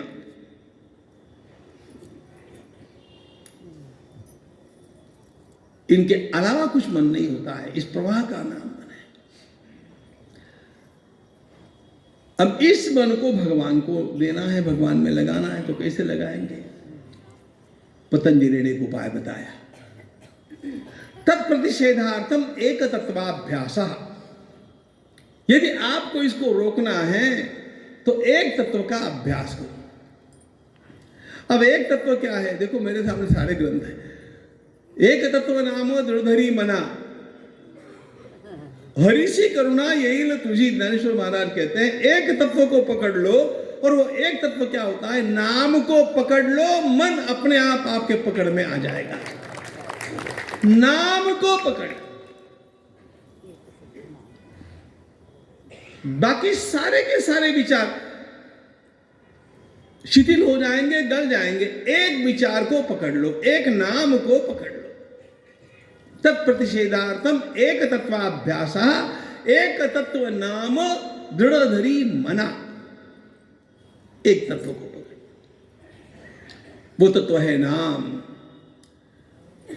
और नाम की ये महिमा इसलिए सर्वाधिक है कि किसी प्रकार के नियमों से भी अतीत होता है ये नाम। भगवान नाम के लिए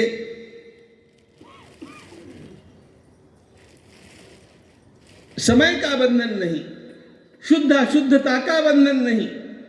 इसका अर्थ आप शुद्धता का पालन नहीं करना, ऐसा नहीं। लेकिन नाम प्रत्यवाय नहीं लगाता है। गायत्री मंत्र का जप यदि आपने अशुद्ध अवस्था में किया तो प्रत्यवाय है, दोष है, पाप है। नाम का जप करने से पातक नहीं है। राम कृष्ण हरि कोई भी कहीं पर भी कैसे भी बोल सकता है, बस बोलना चाहना चाहिए। शुद्ध शुद्ध, अरे काय की शुद्ध शुद्ध की बात करते हैं? हम तो बहुत भाग्यवान लोग हैं। वाल्मीकि से ज्यादा भाग्यवान है। वाल्मीकि को तो राम बोलना नहीं आता था। नारद जी ने कहा राम बोलो, बोल नहीं सकता था। नारद जी समर्थ गुरु थे, शिष्य के स्तर का भान रख करके उपदेश करने वाले गुरु थे। इसलिए नारद जी ने कहा ठीक है, राम नहीं बोल सकते ना, मरा बोलो। उसने कहा मरा। अब एक बात ध्यान रखिए, जो म और रा बोल सकता है, वो राम क्यों नहीं बोल सकता है? म रा बोलता है, राम क्यों नहीं? क्योंकि जब जब इस प्रकार से आप भगवान के नाम का उच्चारण करना चाहते हैं ना, आपके पाप, पुराने पाप आकर के आपका मुंह बंद कर देते हैं।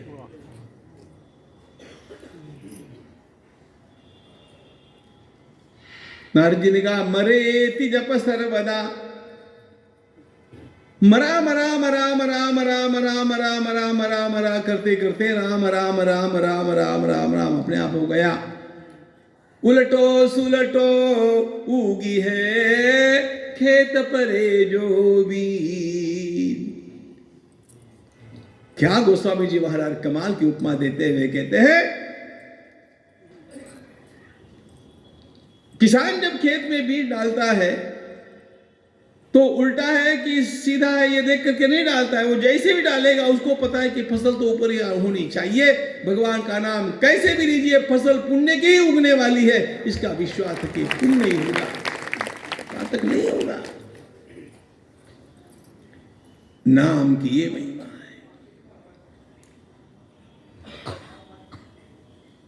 और इन सब नामों में भी राम नाम की महिमा सर्वोपरि है। और वो इसलिए है कि राम की मात्राएं और ओम की मात्राएं समान है। तस्वाचक प्रणवः तज्जपस् तदर्थ भावनम। भगवान पतंजलि ने कहा भगवत वाचक शब्द है ओम। बंधु राम नाम रघुवर को गोस्वामी जी बहुत गहरी बात करते हैं। सीतापति का अर्थ भी राम होता है, रघुनाथ का अर्थ भी राम होता है, दाशरथी का अर्थ भी राम होता है, राघवेंद्र का अर्थ भी राम होता है। लेकिन इन सब नामों का भी वो महत्व नहीं है जो राम नाम का है। इसको पक्का ध्यान रखना। भर्जनम भवबीजानाम अर्जनम सुख संपदाम तर्जनय्यमदूतानाम राम रामेति गर्जनम। राम राम इति गर्जनम। ओम की जितनी मात्राएं उतनी मात्राएं राम की है। अ उम र अ म। अब एक बात और बताता हूं।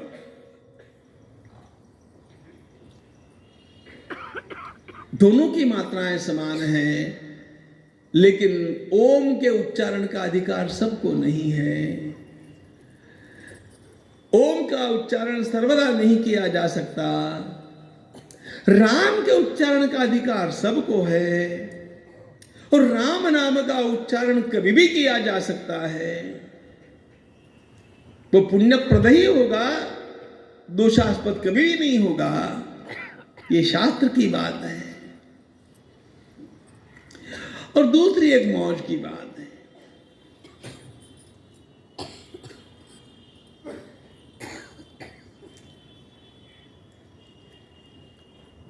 राम के नाम में स्वाद है,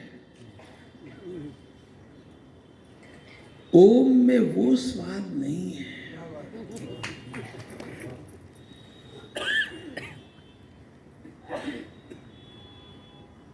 दोनों अलग अलग है क्या? अलग अलग नहीं है, तत्वतः एक है, फिर भी अनुभूति में अलग अलग है। यदि बरसात हुई तो जब बरसात होती है, छोटे बच्चों को मौज कब आती है? बरसात में आती है कि ओले पड़ते तब आती है? हाँ, ओलों में मौज आती है।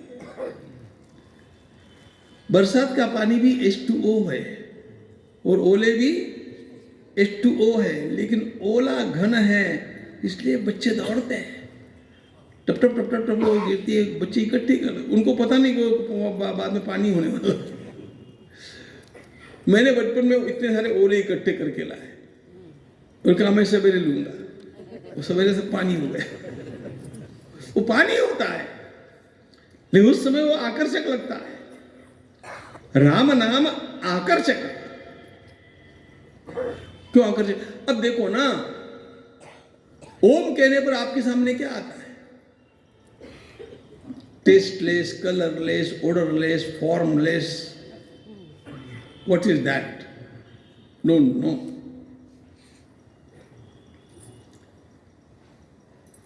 राम कहने पर क्या आता है? केवल राम बोलते रहिए। श्री रामचंद्र कृपालु भज मन हरन भव भय दारुणम नव कंज लोचन कंज मुख कर कंज पद कंज। कितना स्वाद है।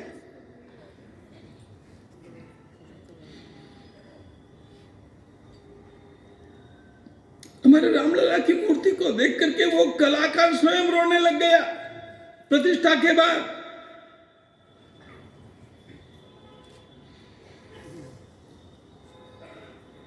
सगुण में जो आनंद है, सगुण में जो प्रेम है, सगुण में जो भाव को उमड़ाने की शक्ति है, वो निर्गुण में नहीं है। निर्गुण ब्रह्म केवल ज्ञेय ब्रह्म है और सगुण परमात्मा ध्येय ब्रह्म है। अरे केवल ध्येय नहीं है, पेय भी है, पिया जाता है।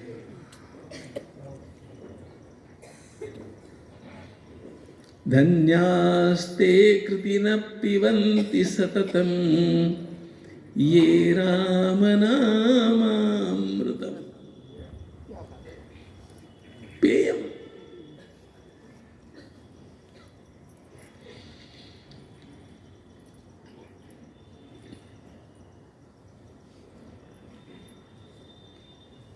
आपने कभी खाया है कि नहीं मुझे पता नहीं, हमने बचपन में खाया है।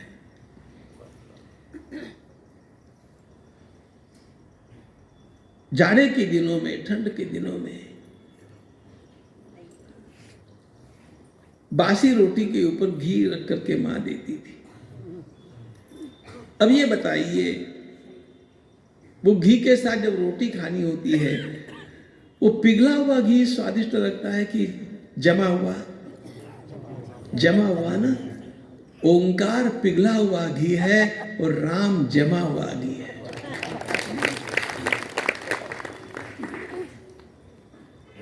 उसमें स्वाद है, उसमें सुगंधी है, उसमें भाव है।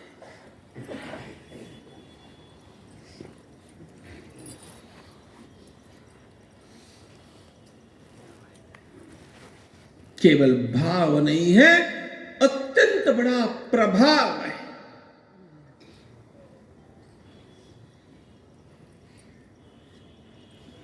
कितना प्रभाव है राम नाम में। दीर्घ राम का उच्चारण करके कोमा में से बाहर आए हुए मरीजों को मैं जानता हूं। केवल दीर्घ राम नाम का उच्चारण।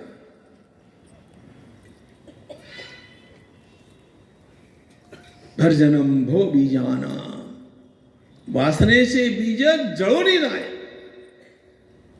जो राम नाम के साथ अपनी सांस का संतुलन रखता हुआ उसके संयोग के साथ उसका अनुसंधान करता है, उसके भीतर वासना की जागृति का कोई प्रश्न उठता नहीं है।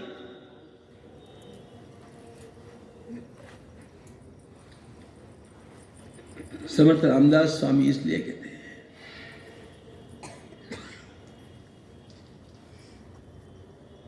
सदा राम नामे वदे नित्यवाच।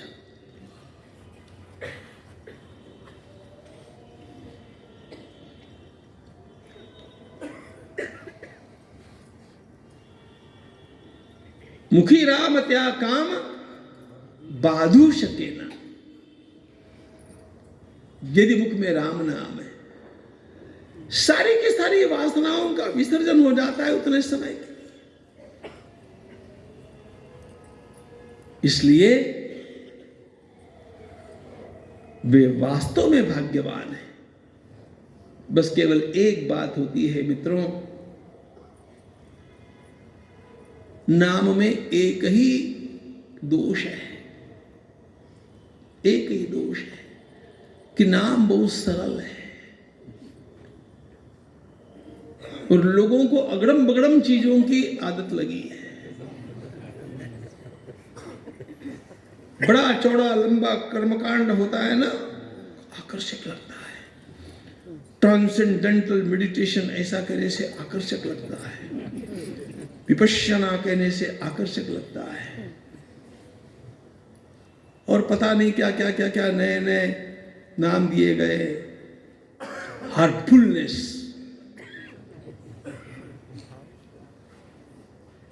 और माइंडफुलनेस।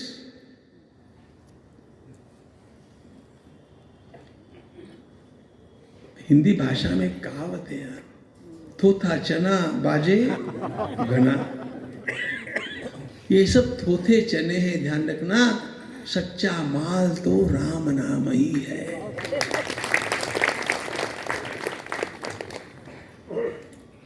हमारे सारे संतों ने इसका उपयोग किया, इसी से उन्होंने अपने जीवन की यात्रा को सफल किया। आपने भी इतने दिनों तक 13 करोड़ का संकल्प करके 23 करोड़ तक राम नाम का सामूहिक जप किया। इसकी तो शक्ति और ज्यादा है।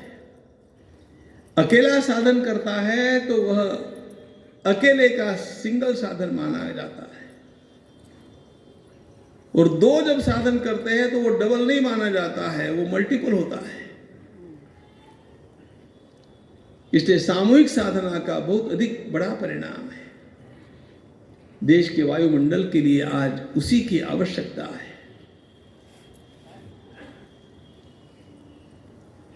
राम का नाम, राम का चरित्र, राम का पुरुषार्थ, राम का धर्म प्रेम, राम का अपने परिवार के साथ अत्यंत विलक्षण व्यवहार, ये सारे के सारे गुण अपने भीतर आने के लिए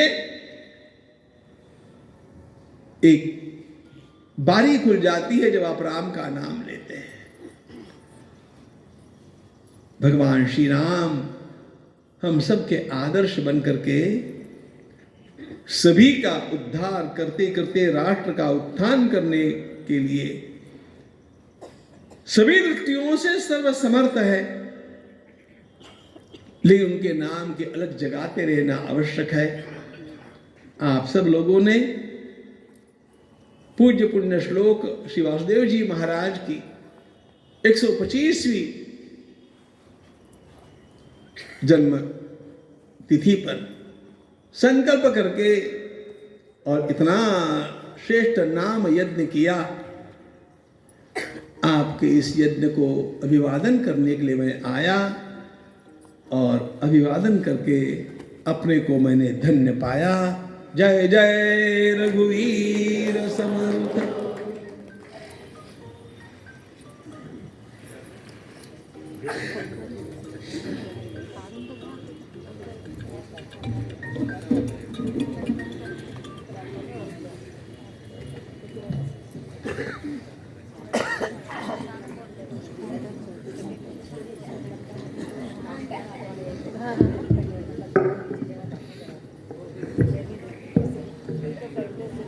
जय जय रघुवीर समर्थ। हम सभी आज सफल मनोरथ हो गए हैं गुरुदेव। आपकी इस दिव्य उपस्थिति, इस अमृत वर्षा से हम कृतकृत्य हैं। हमारे पास शब्द नहीं है कि हम अपनी भावनाएं व्यक्त कर सकें। बस प्रभु की कृपा भयों सब काजू, जन्म हमार सुफल भाजू। पूज्य गुरुदेव के चरणों में कोटि कोटि प्रणाम करता हुआ मैं श्री उपेंद्र शेरगांवकर जी से निवेदन करूंगा कि वो आभार स्वरूप, धन्यवाद स्वरूप गुरुदेव के चरणों में 2 शब्द निवेदन करें।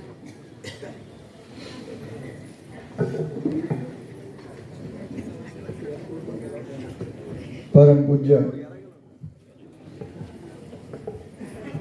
गुरु स्वरूप हमारे स्वामी महाराज जिनके आशीर्वचन हमको प्राप्त हुए। मैं आभार से पूर्व महाराज श्री का एक आशीर्वचन और लेना चाहता हूँ, और वो इसी व्यासपीठ से लेना चाहता हूँ। महाराज जी, ये जो हमने अनुष्ठान किया वर्षपर्यंत, उसके लिए हमने एक ग्रुप बनाया संस्थान आबा महाराज श्री राम मंदिर का। लगभग 1024 का वो मैक्सिमम लिमिट रहती है। देश विदेश के 78 प्रदेशों से, लगभग 5 विदेशों से भी तरह तरह के लोग हमसे जुड़े, और ये अनुष्ठान हमारा संपूर्ण हुआ। अब लोगों को रुचि जागृत हुई है, और लोग चाहते हैं कि इसको हम बंद न करें। प्रश्न ही मन में आया कि चूँकि महाराज श्री का तो वर्ष समाप्त हो चुका है, 100-125 वर्ष, तो ऐसा कोई संकल्प ऐसे संत की पुण्य स्मृति में लिया जाए, और ये हमारा संकल्प चलता रहे। हमारे परम पूज्य काका पाके काका है, बैठे हुए हैं, हमारा चिंतन चला, और हमने उनसे निवेदन किया। उन्होंने बिल्कुल कहा, उन्होंने कहा इसके लिए योग्य व्यासपीठ महाराज श्री है, क्योंकि महाराज जी मैं आपके सामने निवेदन करना चाहता हूँ, अगला वर्ष जो है, जो हम वर्ष भर पर्यंत पुनः इस अनुष्ठान को करना चाह रहे हैं, उसके लिए आपके आशीर्वाद की इसलिए जरूरत है कि अगला वर्ष संत श्रेष्ठ माऊली महावैष्णव ज्ञानेश्वर महाराज का 750वां वर्ष है, और समर्थ रामदास जी महाराज का ये मठ पुनश्च संकल्प करता है कि उस स्मृति को ये करते हुए, नमन करते हुए हम पुनश्च संकल्प लें। हमें आपका आशीर्वाद महाराज श्री इसके लिए चाहिए कि हम उस संकल्प को पूर्ण कर सकें। महाराज, क्योंकि हरिमुखे मण हमने कहा, ज्ञानेश्वर महाराज श्री का और उत्कृष्ट हमारे लिए क्या उदाहरण हो सकता है, तो हम ये करें। इसके लिए आपके व्यासपीठ से आपको आशीर्वाद चाहिए, करें। आपके इस सुंदर सत्संकल्प को मेरा अभिवादन है। जय जय कृष्ण। और एक ही निवेदन अंत में और करता हूँ कि उसकी पूर्णाहुति के लिए पुनश्च आपको अगले वर्ष का निमंत्रण भी देता हूँ। जय जय रघुवीर समर्थ। मराठी भाषा में सबसे अच्छा शब्द है बघू।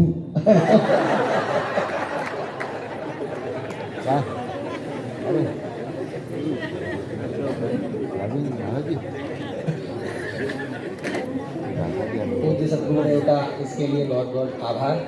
मैं निवेदन करूंगा श्री राघवेंद्र शिरगांवकर जी से कि वो 2 शब्द कहें।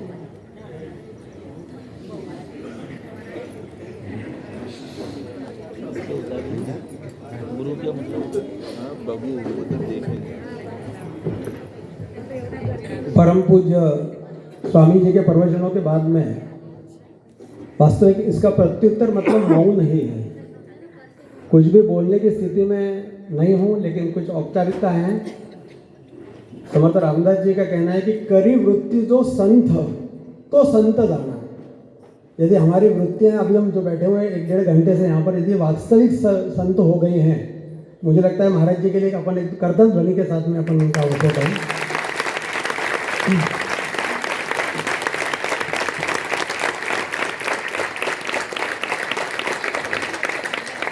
मुझे आभार प्रदर्शन के लिए कहा गया है दिवाकर जी ने, लेकिन क्या आभार मानूं मैं, महाराज जी के क्या आभार मानूं। आभार से मुझे लगता है आभार ये व्यवहारिक शब्द है। और जो संत लोग जिन्होंने हमारा समाज का, राष्ट्र का, जिन्होंने भार अपने सिर पर लिया हुआ है, उधर भरण का भार नहीं, परमार्थ का भार है, ये भार जिन्होंने स्वयं वहन कर रहे हैं। अब अभी बात हुई हमारी, 15 दिन में से 14 दिन फ्लाइट में है स्वामी जी। कल सुबह यहाँ से, आज रात में शायद निकलेंगे, सुबह तक का हम आग्रह कर रहे हैं। कल झांसी में हैं, कल आसाम से लौट के आए, आज मुंबई से यहाँ पर आए। ये कंटिन्यूस चल रहा है ऐसा। 4 महीने पूर्व जब महाराज जी से मिले और उनको थोड़ा सा उनको सूचना थी, महाराज जी ने प्रवचन चल रहे थे, हमको देखा और एकदम हम पे एक प्रेम से नाराज हुए, इथे कशाला आला। हम समझ गए अपना काम हो गया है। ये भार जो है महाराज जी ने वहन कर लिया है ग्वालियर में आने का। तो ऐसे ये है। थोड़ा सा मैं इतना ही कहना चाहूँगा कि महाराज जी ये जो चल रहा है सब कुछ निस्वार्थ भाव से नहीं है। लोगों को यहाँ लग रहा होगा कि निस्वार्थ भाव से कर रहे हैं। एक तो ये हम दोनों नहीं कर रहे हैं, पहले मैं को बहुत क्लियर कर दूँ, दोनों का नाम आता है, लेकिन असंख्य यहाँ पर लोग हैं, कार्यकर्ता लोग हैं, असंख्य लोग हैं जो तन मन धन से यहाँ पर जुड़े हुए हैं, पिछले 15, 20, 25 दिनों से जुड़े हुए हैं। और दूसरा निस्वार्थ भाव नहीं है। महाराज जी एक थोड़ा सा निवेदन करना चाहूँगा, जैसे आपने बताया दत्तात्रेय स्वामी जी को समर्थ रामदास जी ने वचन दिया कि तुम गृहस्थाश्रमी बनो, तुम्हारे 8 पीढ़ियों की जवाबदारी मेरी है। महाराज जी 8वें पुरुष थे और उनका देह रख के उनको 43 साल हो गए हैं। क्या मैं आपसे निवेदन कर सकता हूँ, आप 3 यहाँ पर बैठे हुए हैं, आप बैठे हुए हैं, आप बैठे हुए हैं, आप बैठे हुए हैं, इसका एक्सटेंशन की व्यवस्था नहीं है कोई इस आशीर्वाद की? 8 पीढ़ियों तक तो ये आशीर्वाद हो गया कि तुमसे राम कार्य ही होगा। इस मठ के द्वारा आगे भी ये कार्य चले, इसके लिए ये आप ही समर्थ रामदास जी को ये कर सकते हैं, विनती कर सकते हैं, और आप ही आपके मुख से समर्थ रामदास जी यहाँ पर बोलेंगे कि ये कार्य अभी और पीढ़ियों कुछ पीढ़ियों तक आगे चले। मेरा बहुत प्रामाणिक अवश्य अवश्य चलना चाहिए, अवश्य चलना। जय जय रघुवीर समर्थ। श्री राम रंगी असता बहुतो सुखावे, ऐसा जिस महाराज जी का वर्णन आता है, और ये वर्णन किसने किया है तो सरदार पाटनकर जी ने किया है, जो कलेक्टर थे।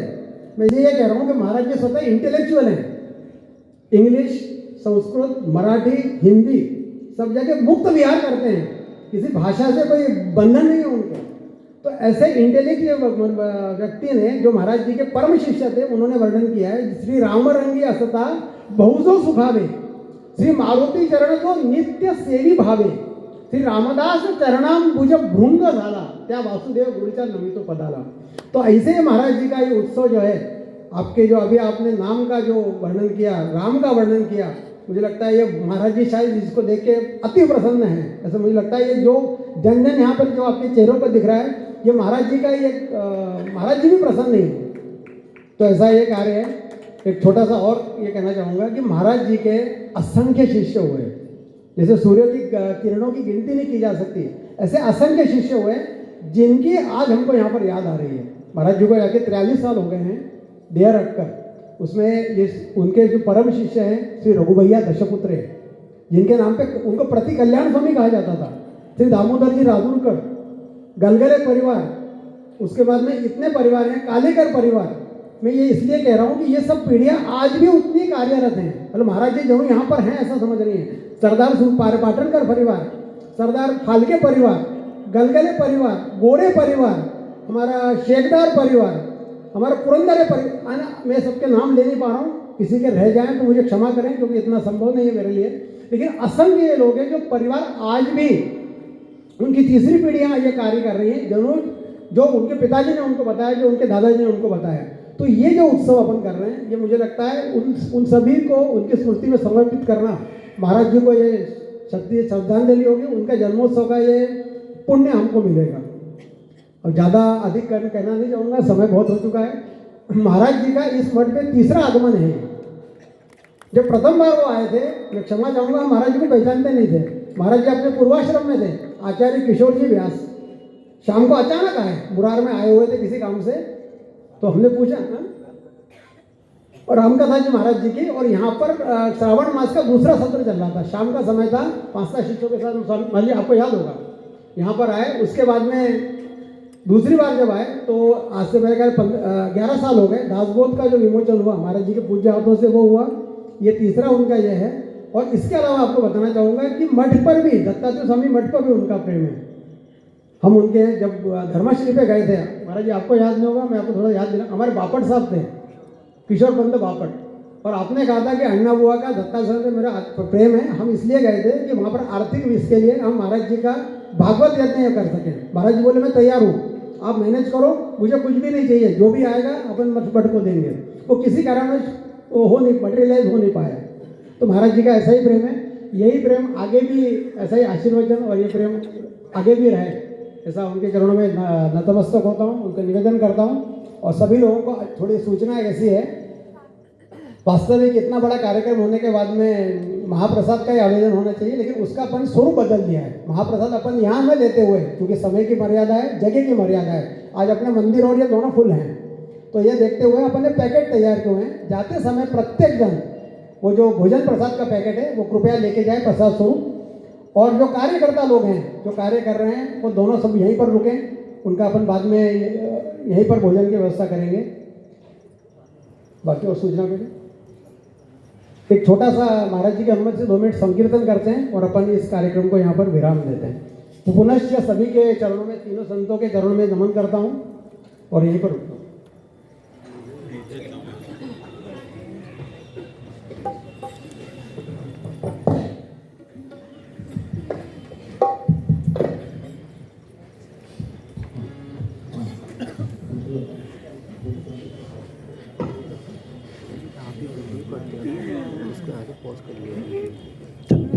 पॉज करके या वीडियो शूटिंग मैं भी करता हूँ, मुझे पता है इससे क्या स्टेबिलिटी मिलती है। श्री राम जय राम जय जय राम, श्री राम जय राम जय जय राम। सब लोग गाइए।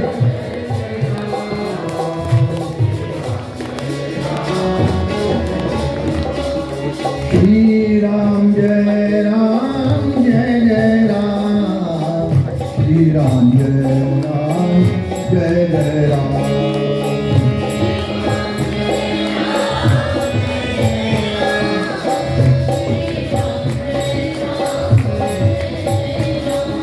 श्री राम जय राम जय जय राम,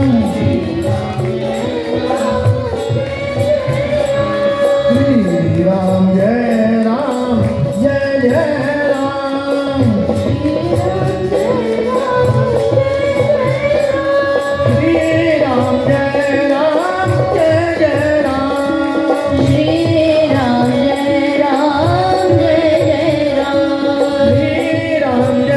राम जय जय राम, श्री राम जय राम जय जय राम, श्री राम जय राम जय जय राम, श्री राम जय राम जय जय राम, श्री राम जय राम जय जय राम।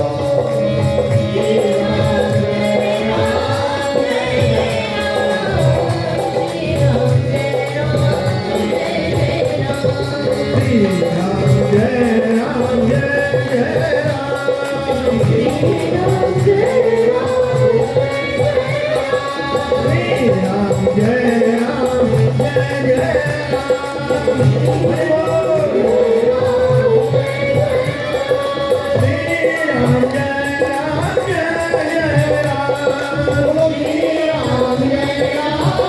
श्री राम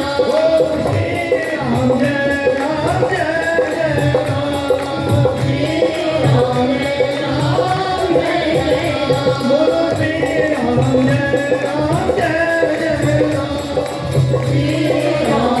राम। श्री राम जय राम जय जय राम, श्री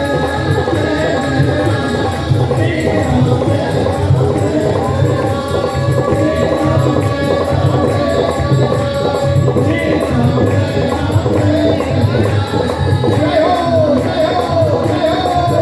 राम जय जय राम।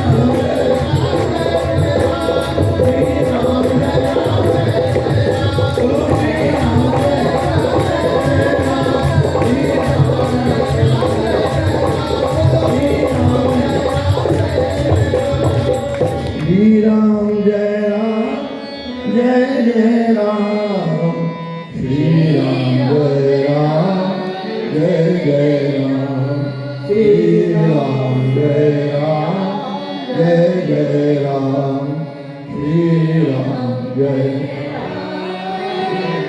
जय जय रघुवीर समर्थ, जय जय रघुवीर समर्थ, जय जय जय